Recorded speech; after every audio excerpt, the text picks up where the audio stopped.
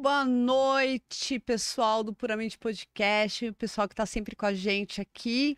Já vai ativando aí o sininho, se inscreve, manda para aquela sua amiga, aquele seu amigo que está precisando saber aí, dar uma pimentada na vida sexual, nos relacionamentos, porque hoje a gente vai falar com o cara. Primeiro, quero dizer aqui, estou hoje splash uma sereia em minha vida, né? E queria também, quem queria não quer mais, quero agradecer aos estúdios Corta Cena, os meninos que trabalham aqui, do Correio Oficial, com H, Correio Oficial, estúdios Corta Cena com K também, ou Papo Mil Grau, entre em contato com os meninos aqui, se você quer ter o seu podcast, né, você deve realizar os seus sonhos, né, porque uma pessoa que não realiza os seus sonhos adoece, não é verdade? A gente vai falar também sobre isso. Eu estou aqui com o Papa da atualidade, tá? Do Tantra. E vocês vão saber mais o que é isso. Porque as pessoas perguntam, não, o que é sexo tantra? O que é tantrismo, né? As pessoas, de repente, pensam que é, tipo, 50 tons de cinza, tomar uma chicotada na cara, umas velas, um choque no mamilo. A gente vai ver se tudo isso aí é verdade ou não.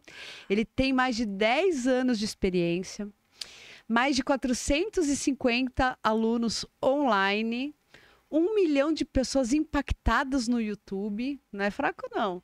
Facilitador de Tantra no Brasil, Índia. Não, se o cara foi na Índia assinar o Tantra, porque, né? Vamos respeitar. Europa e América Central.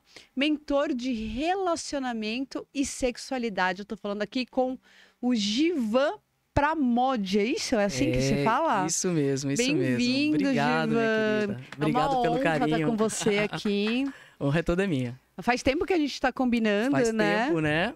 E agora você está morando em São Paulo. Isso, agora me convenceram a vir pra cá. O nosso amigo Guilherme veio pra cá e falou, você tem que vir também, Givan. O meu conselheiro. Esse homem ele vai mandar todo mundo para São Paulo. Ele vai. E aí ele falou muito de você. Na primeira vez que a gente conversou, ele falou muito bem de você. Que bom. E o Guilherme é uma pessoa fantástica também. Então, todo mundo que ele indica é gente da melhor qualidade e muito experientes e realmente são especialistas, né? Isso. Então, eu tenho muita confiança. E eu já vi o seu trabalho também, pesquisei bastante, a gente vem conversando. Então, fala pra mim, Givan, onde você nasceu? Vamos lá. Fala um pouquinho de você. Bom, eu nasci na cidade de Curitiba, né? Mas as pessoas não acreditam ou não... Eu não acredito. É porque o sotaque não me condena. Não, porque você é simpático também. Ainda tem isso. E sorridente. Ainda tem esse detalhe. Tem esse detalhe. Mas eu acho que, como eu fui muito pequeno, muito criança, fui morar na Bahia, em Salvador, né? Eu tinha uns 7 anos, mais ou menos. E voltei de lá adulto já. Então, eu costumo dizer que eu sou um curitibaiano. Ótima essa. Você saiu do frio para ir pro quente. Né? E lá foi onde aconteceu toda a minha formação, né? Minha formação cultural, a minha formação como indivíduo. Então, eu acabei internalizando mais esse espírito do baiano, essa característica do nordestino, né? A sensualidade, vamos dizer assim? Demais. Eu posso... É que como a gente não tem um comparativo, poxa, será que se eu estivesse em Curitiba eu teria essa desenvoltura como eu tenho hoje? Mas, enfim, acredito muito que o aspecto da sensualidade que o baiano tem aflorado na pele, a dança em si, cultura, né? Sem dúvida, teve uma influência muito forte. Sim. E aí você morou e voltou adulto e foi pra onde? Eu fiz concurso público. Aos 28 anos eu voltei para o Paraná para fazer concurso público. Passei nesse concurso público lá em Curitiba, né? E aí quando o pessoal fala do concurso público que ninguém acredita, fala, não, cara, você é do Tantra, você é um cara da meditação, da paz. E aí quando eu falo o que eu fazia antes, o pessoal meio que não acredita. E o que você fazia? Eu era da Polícia Militar do Estado do Paraná, né? Trabalhava em grupos especiais da Polícia Militar, no grupo da Rotan. E fiz cursos também, né, com membros da SWAT. Então você estudou bastante. Bastante. Dentro da polícia eu estudei muito a atividade policial, né? Até porque disso dependia a minha própria vida na atividade fim. Claro. Né? Então fiquei 7 anos na Polícia Militar. Até, de repente, encontrar um tal de Tantra e conhecer um tal de Tantra. Como que você teve contato com o Tantra a primeira vez? Na época, eu ministrava aulas de jiu-jitsu na Alemanha. Ô, louco, Giva. Eu tenho 300 anos, eu tenho uma história interessante. Eu sempre digo que se eu morresse hoje, eu já vivi por umas 4 vidas, né? Com certeza. E nessa época que eu ministrava essas aulas, nas férias apenas, né? Porque eu tinha todo esse compromisso com a atividade policial. Então, quando eu voltava, eu procurava estudar o idioma para poder levar no idioma, né? As aulas que eu conduzia em inglês lá fora. E eu gostava desse desafio. Eu falei assim, eu vou conduzir em alemão essa aula de jiu-jitsu. Enfim, em meio a uma dessas aulas me aparece um pop-up, né? Aquela propaganda que aparece no... Sim. Hoje quando você está navegando. Ainda. Eu sempre faço essa pergunta, sempre me respondem que ainda assim. Mas talvez de uma forma diferente. E nesse pop-up dizia lá, aprenda massagem tântrica, massagem que vai conduzir a hiperorgasmos. Sim. Eu falei, nossa, preciso colocar isso no meu arsenal, né? Porque a gente já fazia ali uma captação ali né, em meio ao serviço, eu era envolvido com dança de salão, então já era um diferencial e de repente incluir uma massagem ao final do encontro seria interessante, né? E eu entrei nesse link para descobrir como aprendia, como era o curso e fui fazer esse curso. Presencial. Presencial. E aí foi uma desconstrução desde o começo, né? Então me foi vendido um trabalho, uma técnica que ia proporcionar uma experiência transcendental a qualquer mulher que se permitisse passar pela experiência. Eu falei, cara, é isso aí mesmo que eu quero, né? Deixar a mulherada de Curitiba grudada no teto. Era só essa a intenção. Sim. E aí, quando eu fui para o treinamento, né, era uma modelo real, era uma mulher real, uma japonesa, a coisa mais linda do mundo. Eu olhei assim, eu falei, não vai dar certo esse negócio. Eu olhei pro instrutor, o cara não vai. dava 2 de mim, ele falou assim, filho, eu sou maior que você, né? Então você se comporte. Eu falei, não, eu não vou fugir aqui o bom senso, né, a boa educação. Mas é muito estranho para mim ver. Eu vou tocar uma mulher que eu não conheço sem o erotismo, né, da relação em si. E aí que foi a primeira quebra de paradigmas, né? Porque naquele momento eu tinha que me dedicar à técnica que eu estava aprendendo e estava tocando uma mulher que eu não conhecia, porém achava muito atraente, aliás, mas sem... Inclusive. Sem o erotismo, sem a vontade de comê-la, né? Sem a vontade de transar com ela. Você conseguiu separar as coisas? O homem, ele pensa em uma coisa de cada vez. Então, naquele momento, eu estava entre desejar e fazer com que o meu dinheiro valesse a pena. E como o dinheiro é no bolso que está a libido do homem, eu preferi prestar atenção nas técnicas ali para aprender. Isso dá um corte. É no bolso que tá a libido dos homens. É no bolso que tá a libido do homem. Pega um homem que tá sem dinheiro, tá desempregado, tá devendo boleto. Ele brocha, ele não come ninguém. Não só isso. Bebe, vira alcoólatra. Você sabe que a maioria dos moradores de rua, eles estão na rua por conta de... Ou por conta de uma falência, ou porque tiveram uma desilusão amorosa? Sim, e eu já conheci moradores de ruas com histórias incríveis. Sim. De pessoas que você não faz a mínima ideia, de pessoas que viajaram o mundo inteiro. Falam idiomas. Exatamente, exatamente. E aí, nesse momento, foi o que eu escolhi, né? Eu falei, vou prezar aqui pela grana que eu tô pagando nesse curso, que não era um valor naquele momento para mim muito acessível. Então, fiz a massagem, eu tive uma impressão diferente naquele momento, que era uma coisa desconhecida, uma sensação ainda desconhecida para mim, até aquele momento. Mas já na primeira aula? Era uma aula que durava 4 horas. Então era um curso rápido, entendi, de certa forma, mas muito intenso. Não teve uma parte teórica primeiro para preparar vocês? Não, o trabalho com a massagem tântrica, ele é muito na prática. Ele é 10% teoria para explicar o conceito, a proposta, e 90% prática. E aí, para mim, ainda assim, né, naquele momento, eu falei, caramba, como é que eu vou lidar com isso? Aí prestei atenção nas técnicas realmente, esqueci que era uma mulher, que era uma mulher bonita que estava ali, que era uma vulva que estava na minha frente, e comecei a aplicar as técnicas procurando pelo feedback se eu estava fazendo correto ou não, né? Então, quando eu terminei a massagem, e aí isso me chamou muito a atenção, eu não ter percebido esse erotismo, que ele desapareceu logo no primeiro momento. Falei, cara, perdi a sensualidade do corpo em si.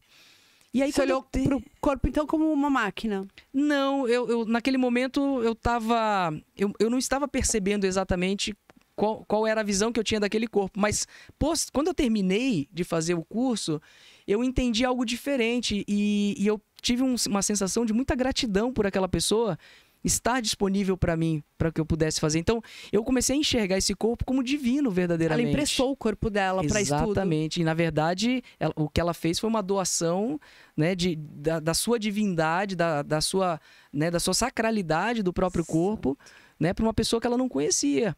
Então, eu tive muita gratidão posterior a isso. E talvez essa tenha sido a grande virada para mim. Porque eu pensei, cara, por que eu tô sentindo isso? Porque na minha condição, ou no meu condicionamento como homem, uma mulher que se despe é para transar. É porque vai ter algum tipo de relação. Assim. Exatamente. Né? Se eu tocar os genitais dela, ainda mais. Sim. E como assim ela se despir, eu tocar os genitais e não acontecer ou não ter a proposta de acontecer algo mais íntimo? Né? Então aquilo ali me mexeu comigo num primeiro momento, mas eu senti uma energia muito grande e a instrução foi: coloca em prática, meu irmão.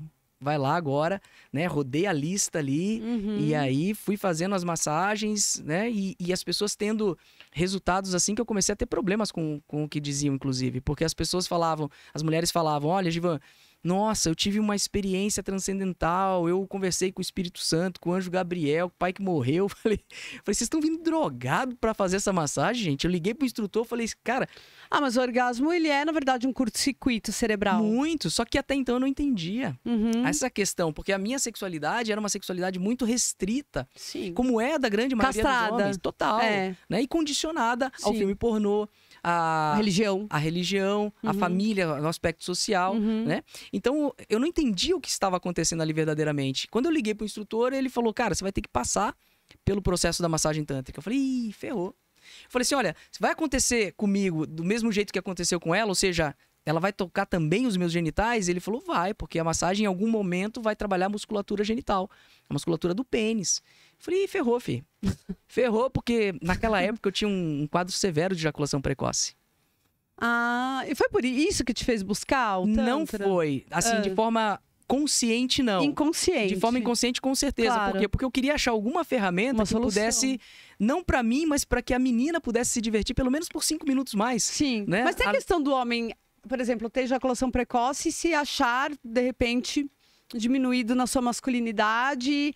Ele não fala, mas sente. Claro que sente. Sim. Né? Sim. Então, de repente, quando aquele pop-up apareceu pra você, o seu inconsciente captou a dor. Automaticamente. Não foi? Exatamente. Né? Então, eu encontrei talvez uma solução para que realmente eu pudesse prolongar um pouco mais as minhas relações. Porque a gente vai criando dispositivos, né? De repente, aquele bate-estaca mais forte, que vai dando mais tensão sexual, e aí você vai mantendo uma ereção um pouco mais, né? Mesmo após ter ejaculado, por exemplo.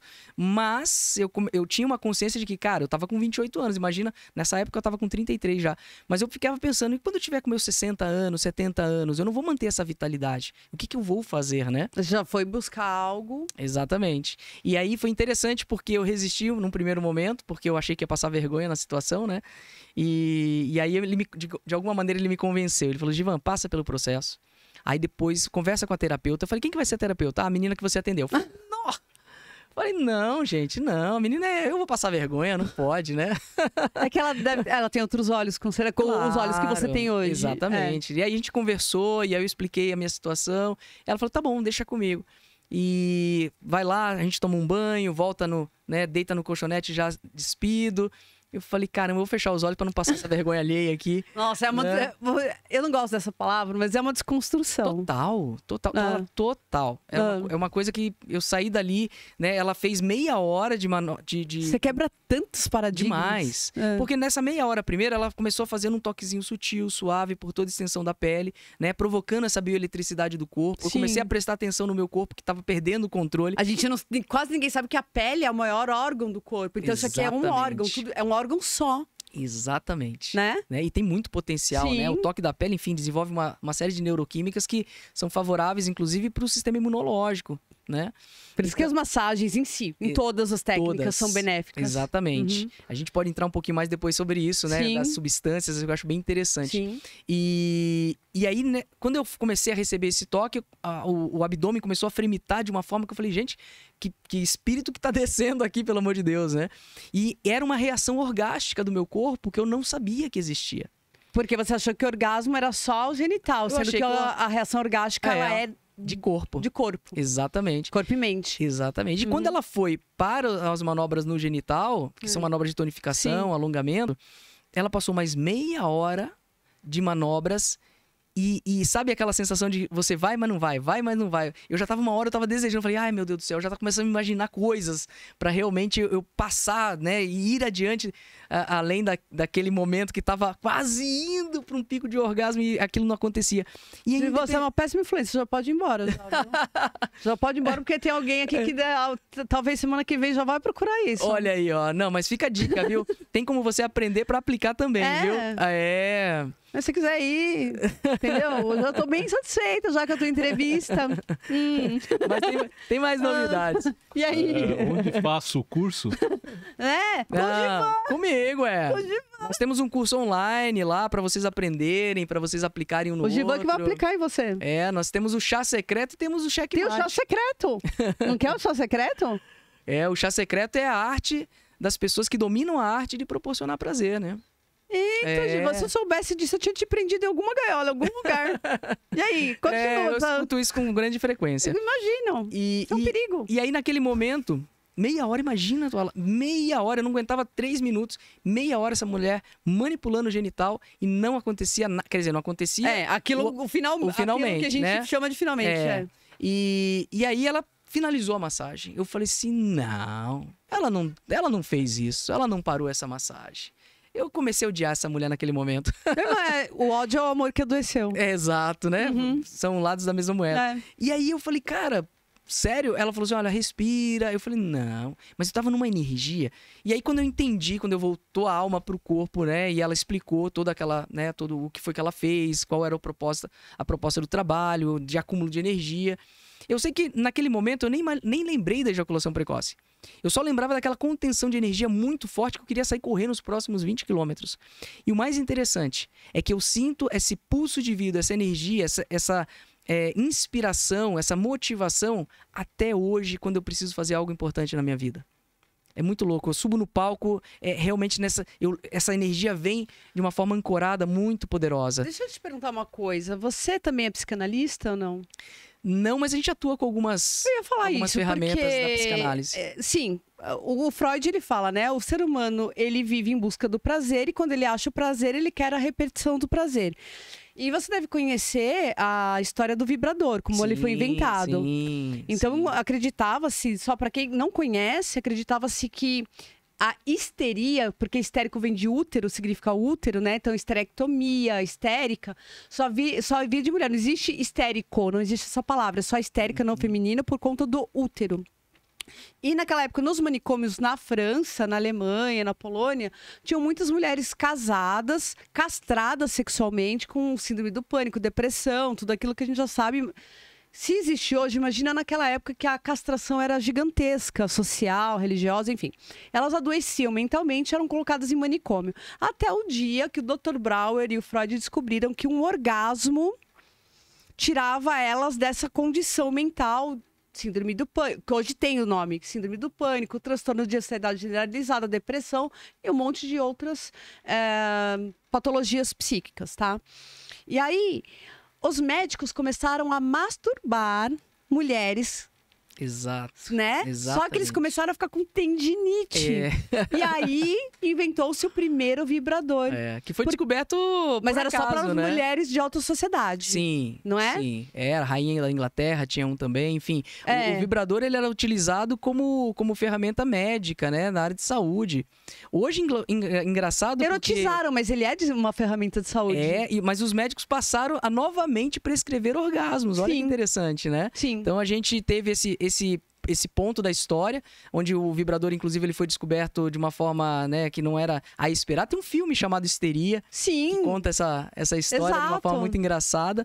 E os vibradores eram vendidos na farmácia. Sim, como medicação. Como medicação, exatamente. E era prescrito, né? E aí, essa história da tendinite é muito engraçada. Por quê? Porque toda manobra era manual. Até se descobrir um aparelho que vibrava e provocava tão intensamente quanto as manobras manuais. E elas saíam curadas de lá e não iam para os manicômios. Na verdade, o que acontece? Eu acho que não seria um processo de cura, mas seria voltar ao natural. Porque a mulher, ela tem esse ímpeto da pulsão sexual, da libido, muito maior do que o homem até. As pessoas erroneamente traduzem isso, não, o homem tem mais desejo sexual. Isso não é uma verdade.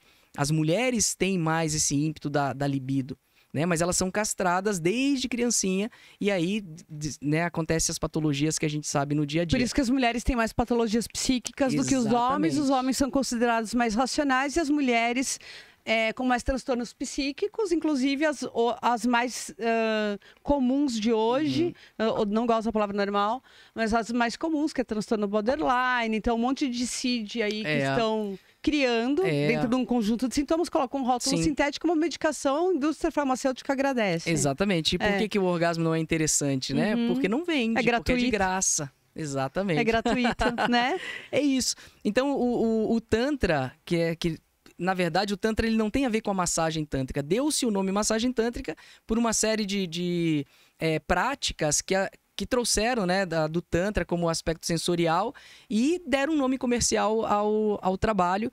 E isso se vende muito bem, diga-se de passagem. Mas, né, a massagem tântrica, ela é como se fosse essa massagem aprimorada da época lá do Dr. Brown, do Freud, né? E trazido hoje para um contexto terapêutico de uma forma muito efetiva, aliás. Né? Então a gente estuda o Reich, a gente estuda... Você estuda Reich? Sim, Lowen, que são pessoas que se conectaram ao processo energético do corpo como um processo de cura. Caixa orgânica.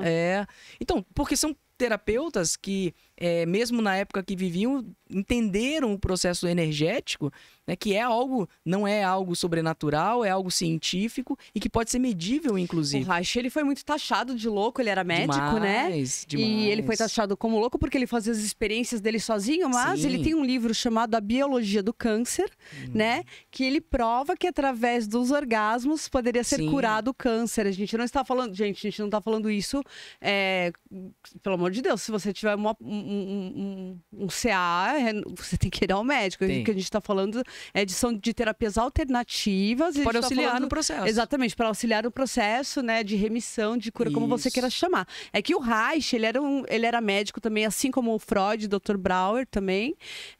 Só que ele era muito mais ousado, vamos dizer assim. E ele inventou uma caixa onde ele colocava as pessoas.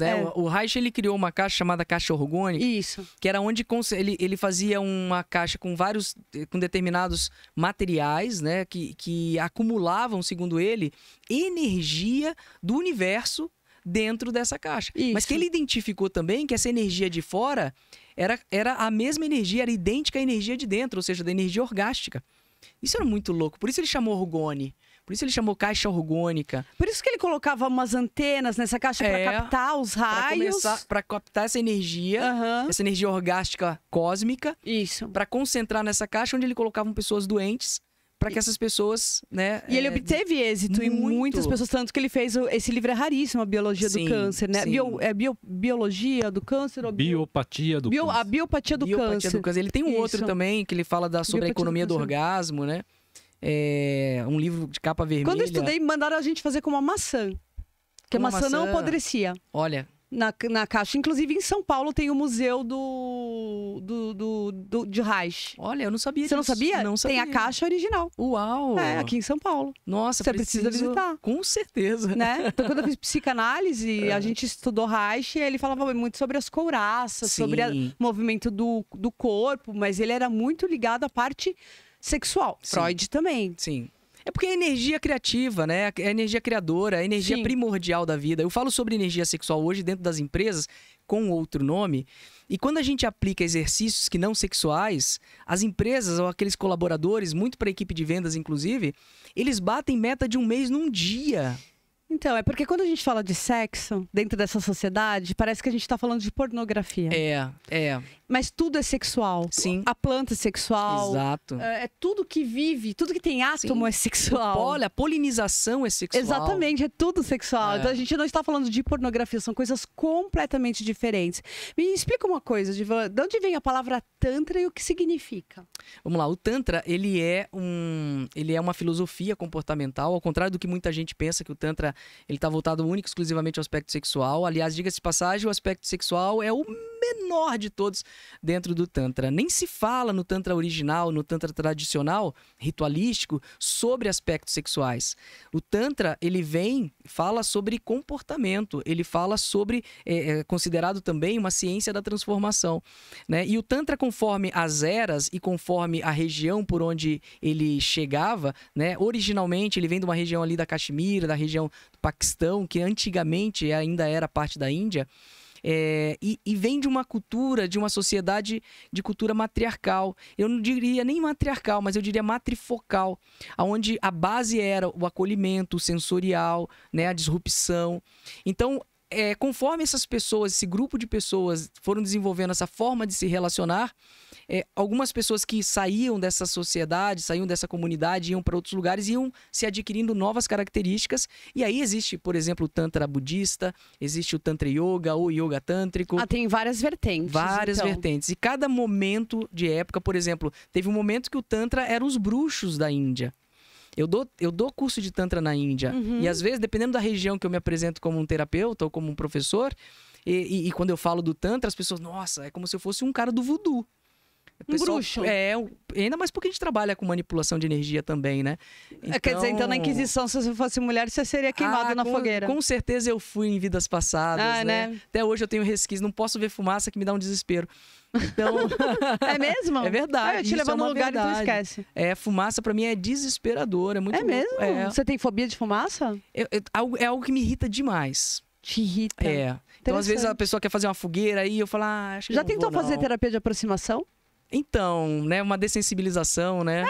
Como as pessoas têm aracnofobia ou têm medo de serpente. Mas não é um medo, não, é só um desconforto mesmo. Então provavelmente é dessa época. Foi queimado. Com certeza. E aí, em determinada região da Índia, o Tantra é bruxaria. E em outra determinada região, ou outro momento da Índia, o Tantra eram os anarquistas, na verdade eram os revolucionários, né? Ou seja, os tântricos eram as pessoas que faziam totalmente coisas contrárias do que os Padmas falavam. Então, por exemplo, eles iam para cemitérios depois das 3 da manhã, que era proibido, eles comiam carne que era proibido, eles transavam com mulheres e homens de outras castas, que era altamente proibido Isso também. Dentro do hinduísmo? Na verdade, eram não necessariamente dentro do hinduísmo, mas uma rebelião de jovens que iam contra o sistema. Entendi. Então, eles eram também considerados tântricos. Mas se a gente for analisar o Tantra na sua vertente mais próxima ao tradicional, ao ritualístico, os tantras, na verdade, eram escrituras. Então, também conhecido como shastras. E o que eram essas escrituras? Eram as revelações que os deuses traziam à Terra para os seres humanos para que eles pudessem viver de acordo àqueles mandamentos. Então, ao contrário do que a cultura ocidental, né, que prega apenas os 10 mandamentos como algo, né, vindo e esse é o único inspirado até então. Por Deus. Exatamente. Na Índia, eles viviam eras e a cada era eram reveladas novas diretrizes, de certa forma. Como se fosse uma atualização? Praticamente isso. Praticamente isso. E os tantras, né, essas escrituras, foi, se eu não me engano, a última escritura que chegou à mão dos Padmas, dos grandes líderes religiosos, de certa forma, que pregavam ou traziam isso para a sociedade para que eles pudessem viver da melhor forma possível. Dentre os tantras, existia um dos mandamentos, ou um dos artigos, vamos dizer assim, que era o Maituna. E o Maituna era a única inscrição que falava um pouco melhor ou mais próximo do aspecto da sexualidade, da relação a dois. Inclusive nós falamos ou acabamos referindo ao sexo tântrico ou sexo sagrado como Maituna, porque eram as referências que tinham essas escrituras. Então o Tantra tem a conotação de sexo sagrado. Sem sombra de dúvida. Mesmo, como eu sempre digo, mesmo o sexo no Tantra não tem como ser considerado sexo, porque o sexo no Tantra é uma oração. É uma comunhão com Deus, é o teu acesso à divindade. E a gente pode, quando a gente começa a perceber, por exemplo, algumas situações na história, como os grandes oráculos que eram consultados pelos seus reis, se deveriam ir ou não ir para uma guerra, por exemplo, quando eles entravam num processo de transe, eles entravam num processo orgástico. É o que a gente chamava de processo de êxtase. Era um estado de êxtase. E nesse estado de êxtase, esse oráculo era como se houvesse uma consulta com Deus e fosse um mensageiro no retorno. Quando ele né, trazia novamente ali a razão, ou em meio ao transe ele passava aquelas informações. Então, o sexo no Tantra, ele tem muito a ver com isso, com esse processo onde você transcende, onde você vai além da razão humana. E isso tem muito a ver com o processo neurológico. Engraçado porque eu entendi muito na ciência sobre o Tantra. E para entender melhor o Tantra, eu busquei uma especialização em neurociência e comportamento. E foi muito legal porque todos os meus professores eram os meus grandes ídolos, né? Então, Paul Zek, que falava de ocitocina, eu já estudava o Paul Zek há mais de 10 anos. A Carmita Abdo, maior referência em sexualidade no Brasil, quizás fora do Brasil também.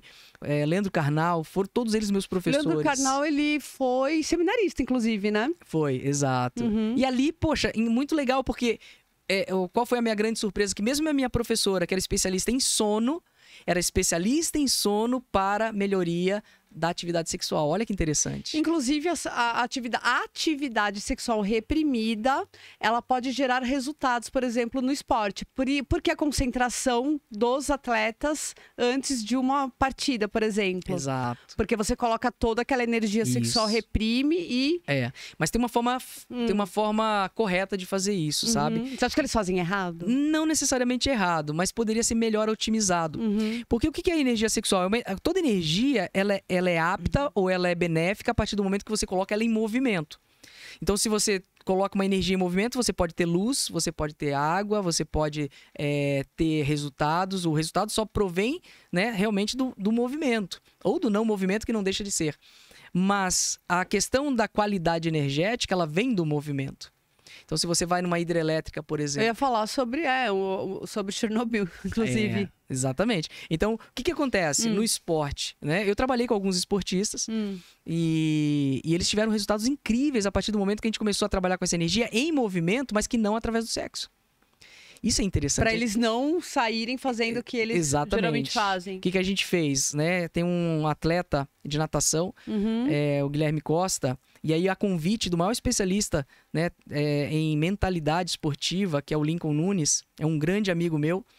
E, aliás, é uma sugestão para você trazer esse rapaz aqui. Bacana, né? O Lincoln Nunes, ele é um treinador mental dos maiores atletas hoje no mundo. Não só da natação, mas também do futebol, do MMA, inclusive. E aí o Lincoln me convidou para fazer esse trabalho com esse atleta, o Guilherme Costa, que já era um nadador recordista sul-americano. E ele me convidou para fazer um trabalho de 15 minutos com o Guilherme. Quando a gente aplicou o que a gente chama de meditação vibracional biodinâmica, que é trabalhar essa energia orgástica de uma forma consciente, vibratória, trazendo essa consciência para o corpo e fazendo com que o corpo verdadeiramente traga essa vibração, né, ao ponto de realmente tremular, o Guilherme, naquele dia, tinha um treinamento onde ele bateu o próprio recorde. Então, você está falando de frequência energética. Você faz a pessoa atingir uma frequência energética muito alta, a ponto de ter um alto desempenho. Exatamente. A gente pode fazer isso com os atletas e a gente pode fazer isso também no meio corporativo. E no meio corporativo, eu aplico uma outra técnica também com o mesmo princípio. Vamos pensar assim, ó, a matéria-prima é a mesma, energia sexual. Eu só não posso falar isso em todo lugar. Em outros lugares, eu vou chamar de estado de recursos. Mas no corporativo, eu aplico uma técnica do Haka, que é a dança dos guerreiros Maori, que eles faziam para entrar em guerra, para entrar em batalha. Já vi isso em alguma... Acho que foi na SBPI. SBPI não, foi na... onde eu fiz meu curso de coach, esqueci. Olha aí, Sociedade Brasileira de Coaching. O pessoal do coach aplica muito. Na verdade, eles mostram, mas eles não aplicam. Eles fazem no palco. Exatamente. Isso.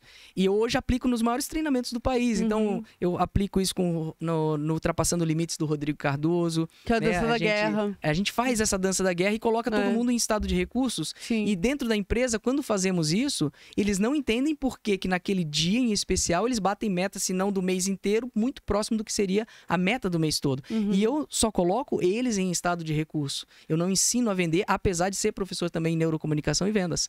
Então, a questão é como eu posso trazer essa condição energética, como eu posso me colocar em estado de recurso para fazer aquilo que eu preciso fazer de forma verdadeiramente extraordinária, de forma no mínimo satisfatória, para ter os resultados que eu busco no meu dia a dia. a fonte é energia orgástica, energia sexual. Se eu vou aplicar ela para o sexo é de uma forma, se eu vou aplicar ela para as vendas é de outra forma, eu aplico isso em negociações é de outra forma, mas sempre mobilizando a essência, que é o que move o ser humano, é o que faz esse pulso de vida acontecer. É a pulsão de vida. É pulsão de vida, que o próprio Freud, o Reich fala também muito sobre isso.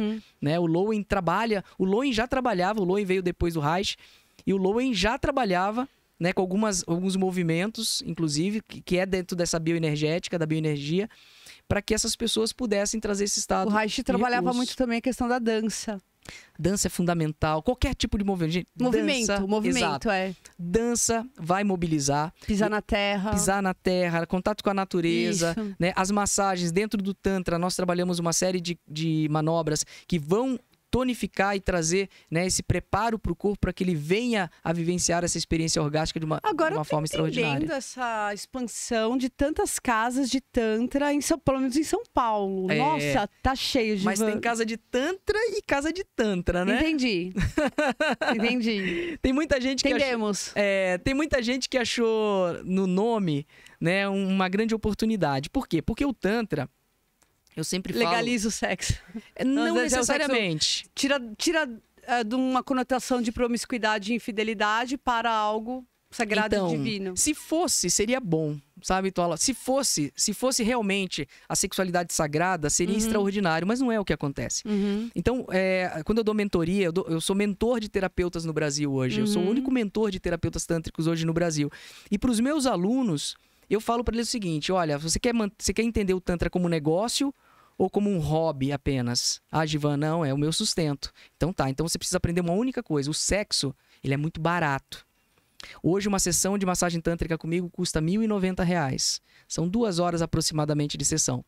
R$ 1.090 não é um valor acessível à população brasileira, né? E propositadamente não é para ser mesmo. Tem terapeutas muito mais baratos, né? Muito mais, e não quer dizer que desabone a qualidade do serviço deles. Claro. Mas o sexo, ele é algo muito barato. Se você marginaliza o tanto, porque veja bem, mas se eu transar, e se eu fizer o sexo tântrico, muito bem. Só que o sexo tântrico tem uma duração de 4, 6 horas, né? E você não pode fazer com uma pessoa despreparada, uma pessoa desconectada, uma pessoa que está ali no primitivo ainda. Claro, não existe chegar ao sexo sagrado se não passar pelo profano. Sim, eu ia falar, você separa o profano do sagrado. Exatamente, mas existe um preparo para isso. Existe um processo meditativo para isso. Existe realmente uma condição... Um preparo. Exatamente, para você se colocar em condições de até chegar um momento como esse. Não necessariamente eu vejo hoje profissionais que estão habilitados. Raramente, talvez, se algum profissional quisesse trazer esse tipo de serviço, estaria habilitado para fazê-lo. Então, muita gente está usando essa questão. É o que acontece. Por quê?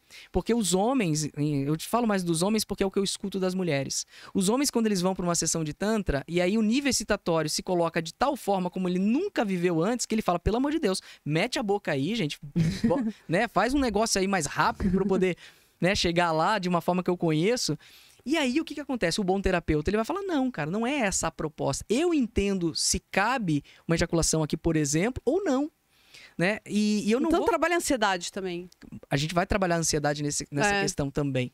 Mas o que eu quero dizer aqui, e é importante nós entendermos isso, é que se a mulher vai lá, excita o cara de tal maneira, e aí ele pede lá... Tem cara que pede, a gente faz de luva esse trabalho, né? Tem cara que fala, pô, tira a luva. Eu dou 50 pra tirar a luva. Eu dou 100 pra ver um peitinho.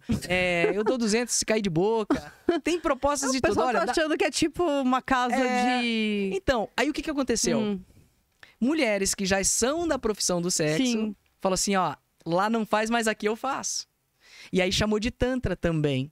Com um final feliz. Com um final feliz, exatamente. Né? Eu acho assim que eu não sou contra nenhuma profissão, claro, né? Mas eu acho que deveriam dar os nomes certos. Sim. Porque a uma pessoa como essa, se você pergunta o que é Tantra, ela nem sabe dizer. Fala assim, massagem com final feliz, não é tantra, massagem sensual com final feliz. Isso, massagem sensual com final feliz. Porque tem público pra todo mundo. Lógico. Né? Você não vai tirar de quem e honestamente, que bom que existem, né, as preferências, que bom que existem as opções também. De repente, o cara não quer viver uma experiência transcendental. Todo mundo tem que... Acho que a prosperidade tem que ser pra todos. Foi o que você falou. Todo mundo tem que ter o direito sagrado do sustento, né, da profissão. Só que dê o nome certo as coisas, né? E é tão bonito a filosofia, ela é tão lindo, sabe? Você vê a transformação de uma pessoa desabrochando. Eu atendo mulheres, né? Eu me especializei em mulheres suicidas, mulheres que eu era a última opção dela para alguma coisa em vida ainda. E de mulheres que chegavam às vezes... É bem sério isso. É muito sério, né? Quando eu saí da polícia, os meus colegas falavam assim... E aí? Aliás, antes de eu sair... Mas você sai com a cabeça boa da polícia, porque tem gente que sai da polícia... Né? Eu saí a tempo, né? Mas aí eu tinha os colegas que falavam assim... E aí, cara, como é que é lá? Mexer nos negocinhos da mulher? Né? Pô, e aí? Dá um tesão? Eu falei, cara, eu não sei vocês, mas eu não consigo ter tesão numa mulher que tá prestes a se suicidar. Eu não consigo ter tesão numa mulher que chega pra mim e relata que foi estuprada pelos pais, pelos tios. Eu não consigo. Tá ali pra curar um trauma sexual. Mas eles não sabiam disso. Eles não sabiam, eles achavam que era o prazer pelo prazer apenas. E o orgasmo, eu chamo às vezes de orgasmo terapia, ele tem um contexto terapêutico. Existe o recreativo? Sim, existe, que é o trabalho que a gente hoje faz para os casais também. Sim. Né? Principalmente dos cursos online. Então você aprende a fazer e você aplica um no outro, não necessariamente com essa condição terapêutica. Você vai para diversão, você vai... E não para ser um profissional da área também. Exatamente, né? Mas existe, hoje eu percebo isso, e aliás eu me condicionei nesse processo terapêutico, que mesmo se eu for dentro de uma relação, né, uma relação íntima, eu e uma outra pessoa que não seja o objetivo terapêutico, a gente saiu pro fight mesmo. Se eu vou aplicar a massagem, eu entro automaticamente no modo terapeuta. E aí a erotização, ela tira o espaço... Você consegue separar... Totalmente, totalmente. Porque realmente, naquele momento, né, eu condicionei... Imagina, são 12 anos praticamente fazendo isso. São 12 anos onde eu me coloco na frente de uma vulva e falo que eu seja instrumento para que eu traga a esse corpo tudo que ele precisa. E quando eu tô numa relação íntima que seja de nível pessoal, eu falo, ih, ferrou. Eu ia perguntar isso. Quando você tá numa relação sua íntima de nível pessoal, vira a chave? Olha, eu tento, né? Então, por exemplo, eu tenho 2 momentos. Eu entendo que se eu for pra massagem, eu vou sair do sexual. Eu vou realmente pro sagrado. Então, o que eu faço? Eu evito a massagem. Mas eu entro numa prática mais do Maituna. O Maituna já vai conectar com os sentidos, aonde eu sofro o processo erótico, e aí sim eu consigo me relacionar de uma forma adequada. Porque não tem como a mente expandida, como fala o pensador, não tem como... Einstein fala, né? Uma mente expandida não tem como retornar ao seu estado anterior. Então você já expandiu a mente em relação aos... É aquela história, né? Depois que você viu, você não desvê. Não desvê, né? Não tem como você desver. Não tem. Desouvir, não ou tem como. tocar, ou desfazer. Né? Algumas pessoas têm curiosidade de Givan, e a rapidinha? Eu falei, a rapidinha tem a sua função. Sim. Né? A rapidinha tem a sua função. O selvagem, o primitivo, aquela coisa de pega no cabelo, né? Mão Tudo na parede, tem a sua função. O que não pode acontecer é um sexo ou uma relação insatisfatória, algo que você não vive, algo verdadeiramente grandioso, e ser isso o habitual. Isso não pode acontecer. O que tem que acontecer é sempre ser algo satisfatório. É sempre ser algo que te evolui, onde você sente algo que, sabe, você deu um passo para frente, não aquele alívio apenas da relação em si. E isso é possível. E como eu vivo isso, eu não me permito menos que isso. E aí essa é a grande questão, né? Então, por exemplo, quando eu dou mentoria para pessoas, homens que querem ser, né, inesquecíveis na cama, mulheres que querem ser inesquecíveis na cama, a gente fala muito sobre... Você tem esses cursos. Sim, a gente dá essa mentoria para as pessoas que querem aprender no seu dia a dia. Como é que eu posso ser diferente? Como é que eu posso resgatar meu casamento? Como é que eu posso aumentar a minha intimidade no meu casamento de 10, 15, 20 anos? E o autoconhecimento sexual? Que é fundamental. Fundamental. Né? Sem o autoconhecimento, você não vai chegar em lugar nenhum. Como que você vai aplicar no outro algo que você não tem para você? Exatamente. E esse é o primeiro passo. Então, quando a gente começa numa mentoria de poder melhorar, né, trazer essa melhoria dentro da relação, como você pode ser, né, diferente na cama ou melhor na cama, o primeiro passo é o processo do autoconhecimento. Então tá, vamos pensar aqui como você se realiza, como você entende esse processo, o que você sente em meio ao processo, para daí entendermos o que você sente com relação ao outro, para proporcionar então algo ao outro. Então essa é a questão. Sem passar pelo autoconhecimento, a gente não vai a lugar nenhum. Nem na carreira, nem na vida pessoal. Lugar nenhum. Social, lugar nenhum. No relacionamento. Cadê a criança interior brincando? Cadê a sua... Entendeu? Cadê a pulsão de vida? Exatamente. As patologias vêm porque as pessoas adoecem porque... adoecem de verdade. São patologias reais porque querem afeto. Elas querem amor, elas querem afeto. E a doença é uma maneira do corpo gritar por afeto. E tem o ganho secundário. Toda doença tem um ganho secundário. Na verdade, todo processo de vítima tem o seu ganho secundário. Sim, e as pessoas não saem disso, por quê? Porque as pessoas alimentam né? Exatamente. Sabe que uma curiosidade, até falando sobre isso, Dala, quando eu atendia ocorrências, por exemplo, né, numa viatura comum diária, a gente atendia briga de marido e mulher muita briga de marido e mulher. E tinha um casal em especial, que isso não me sai da cabeça, que quando a gente ia até lá, ela chamou a primeira vez. Porque meu marido me agride, isso e aquilo. A gente vai lá, faz o BO, ela não quer registrar. Não tinha DDM ainda. Não. E aí o que acontece? Vai uma primeira vez, vai uma segunda vez, uma terceira vez. Na quarta vez que nós fomos atender a ocorrência, a vizinha foi até a casa dessa mulher, pegou ela pelo braço e falou assim: chega, você não vai mais passar por isso. Levou essa mulher, pega tuas coisas, você vai lá pra casa. Eu falei, finalmente a gente vai parar de atender a ocorrência. Passou um mês e meio. Novamente a ocorrência. E como era coisa, né? Era uma ocorrência diária. Cara do casal. Então, olha que interessante. Aí nós fomos lá atender, eu olhei pra cara dela e falei, minha senhora, o que aconteceu? A sua vizinha não veio aqui, não te levou pra lá? E aí a vizinha apareceu na hora, ela falou assim, senhor, é o seguinte, ela foi pra lá, passou 2 semanas, estava tudo muito bem. Na terceira semana eu falei, olha, vamos ter que se mexer, né? Vamos ter que procurar um emprego, né? Vamos fazer a vida acontecer. E aí foi nesse momento que ela ela preferiu voltar pra casa. Por quê? Porque quando ela estava em casa apanhando, a vizinha só ia lá chamar ela pra ir pra casa dela, pra assistir uma novela, pra tomar um chá, comer uma bolacha. Exatamente. E aí quando ela foi pra casa da vizinha, não tinha mais isso. Não tinha mais o chazinho, não tinha mais o conforto, não tinha o virou acolhimento. Uma pessoa comum na casa. E que tinha que se virar pra poder dar um jeito na própria vida. Claro. E aí, nesse momento, ela falou assim, não, quer saber? Perdeu a graça, perdi o ganho secundário, deixa eu voltar a apanhar, porque, gente, é inconsciente que isso acontece. A gente não tá falando que as pessoas fazem isso de maneira consciente. Mulheres são constantemente vítimas de abuso psicológico, físico, patrimonial, né? A lei extravagante de Maria da Penha tá aí pra isso. Mas acontece que é um modo inconsciente, muitas vezes, da mulher não sair de um relacionamento tóxico até pelo ganho secundário. Tem outros motivos, obviamente, né? Mas alguns motivos é pelo ganho secundário. Sem dúvida. Né? E as doenças, as patologias também. Tem gente que não se cura nunca de nada.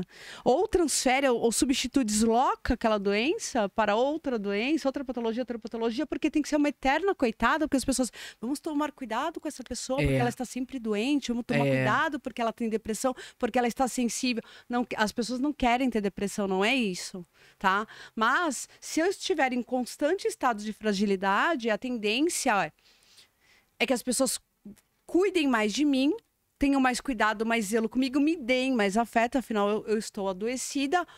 Mas, vou te falar uma coisa. Se você está nessa situação ou conhece alguém que está nessa situação, para de recompensar, porque cansa. Cansa quem ajuda e cansa a própria pessoa. Sem dúvida. E a pessoa faz parte da cura o querer ser curado. Não adianta você marcar terapia para o outro. Sim. Não adianta você falar, você precisa de um psiquiatra, de uma terapia tântrica. Isso acontece muito em relacionamento, né? A pessoa, ela fala assim, meu marido precisa dar um jeito, Givan. Ela nunca pensa que é ela. Eu falo meu marido porque 99% do meu público é feminino. Eu ia perguntar qual que era a porcentagem. São as mulheres, 99% são mulheres. E elas falam assim, Givan, eu preciso de você. Eu falei, opa, vai fazer um curso comigo? Vai ser minha aluna? Vai ser uma honra. E ela fala, não, é pra mudar meu marido. Eu falei, gente, não é o marido. Ninguém muda o outro. Então é como você acabou de falar, faz parte da cura querer ser curado.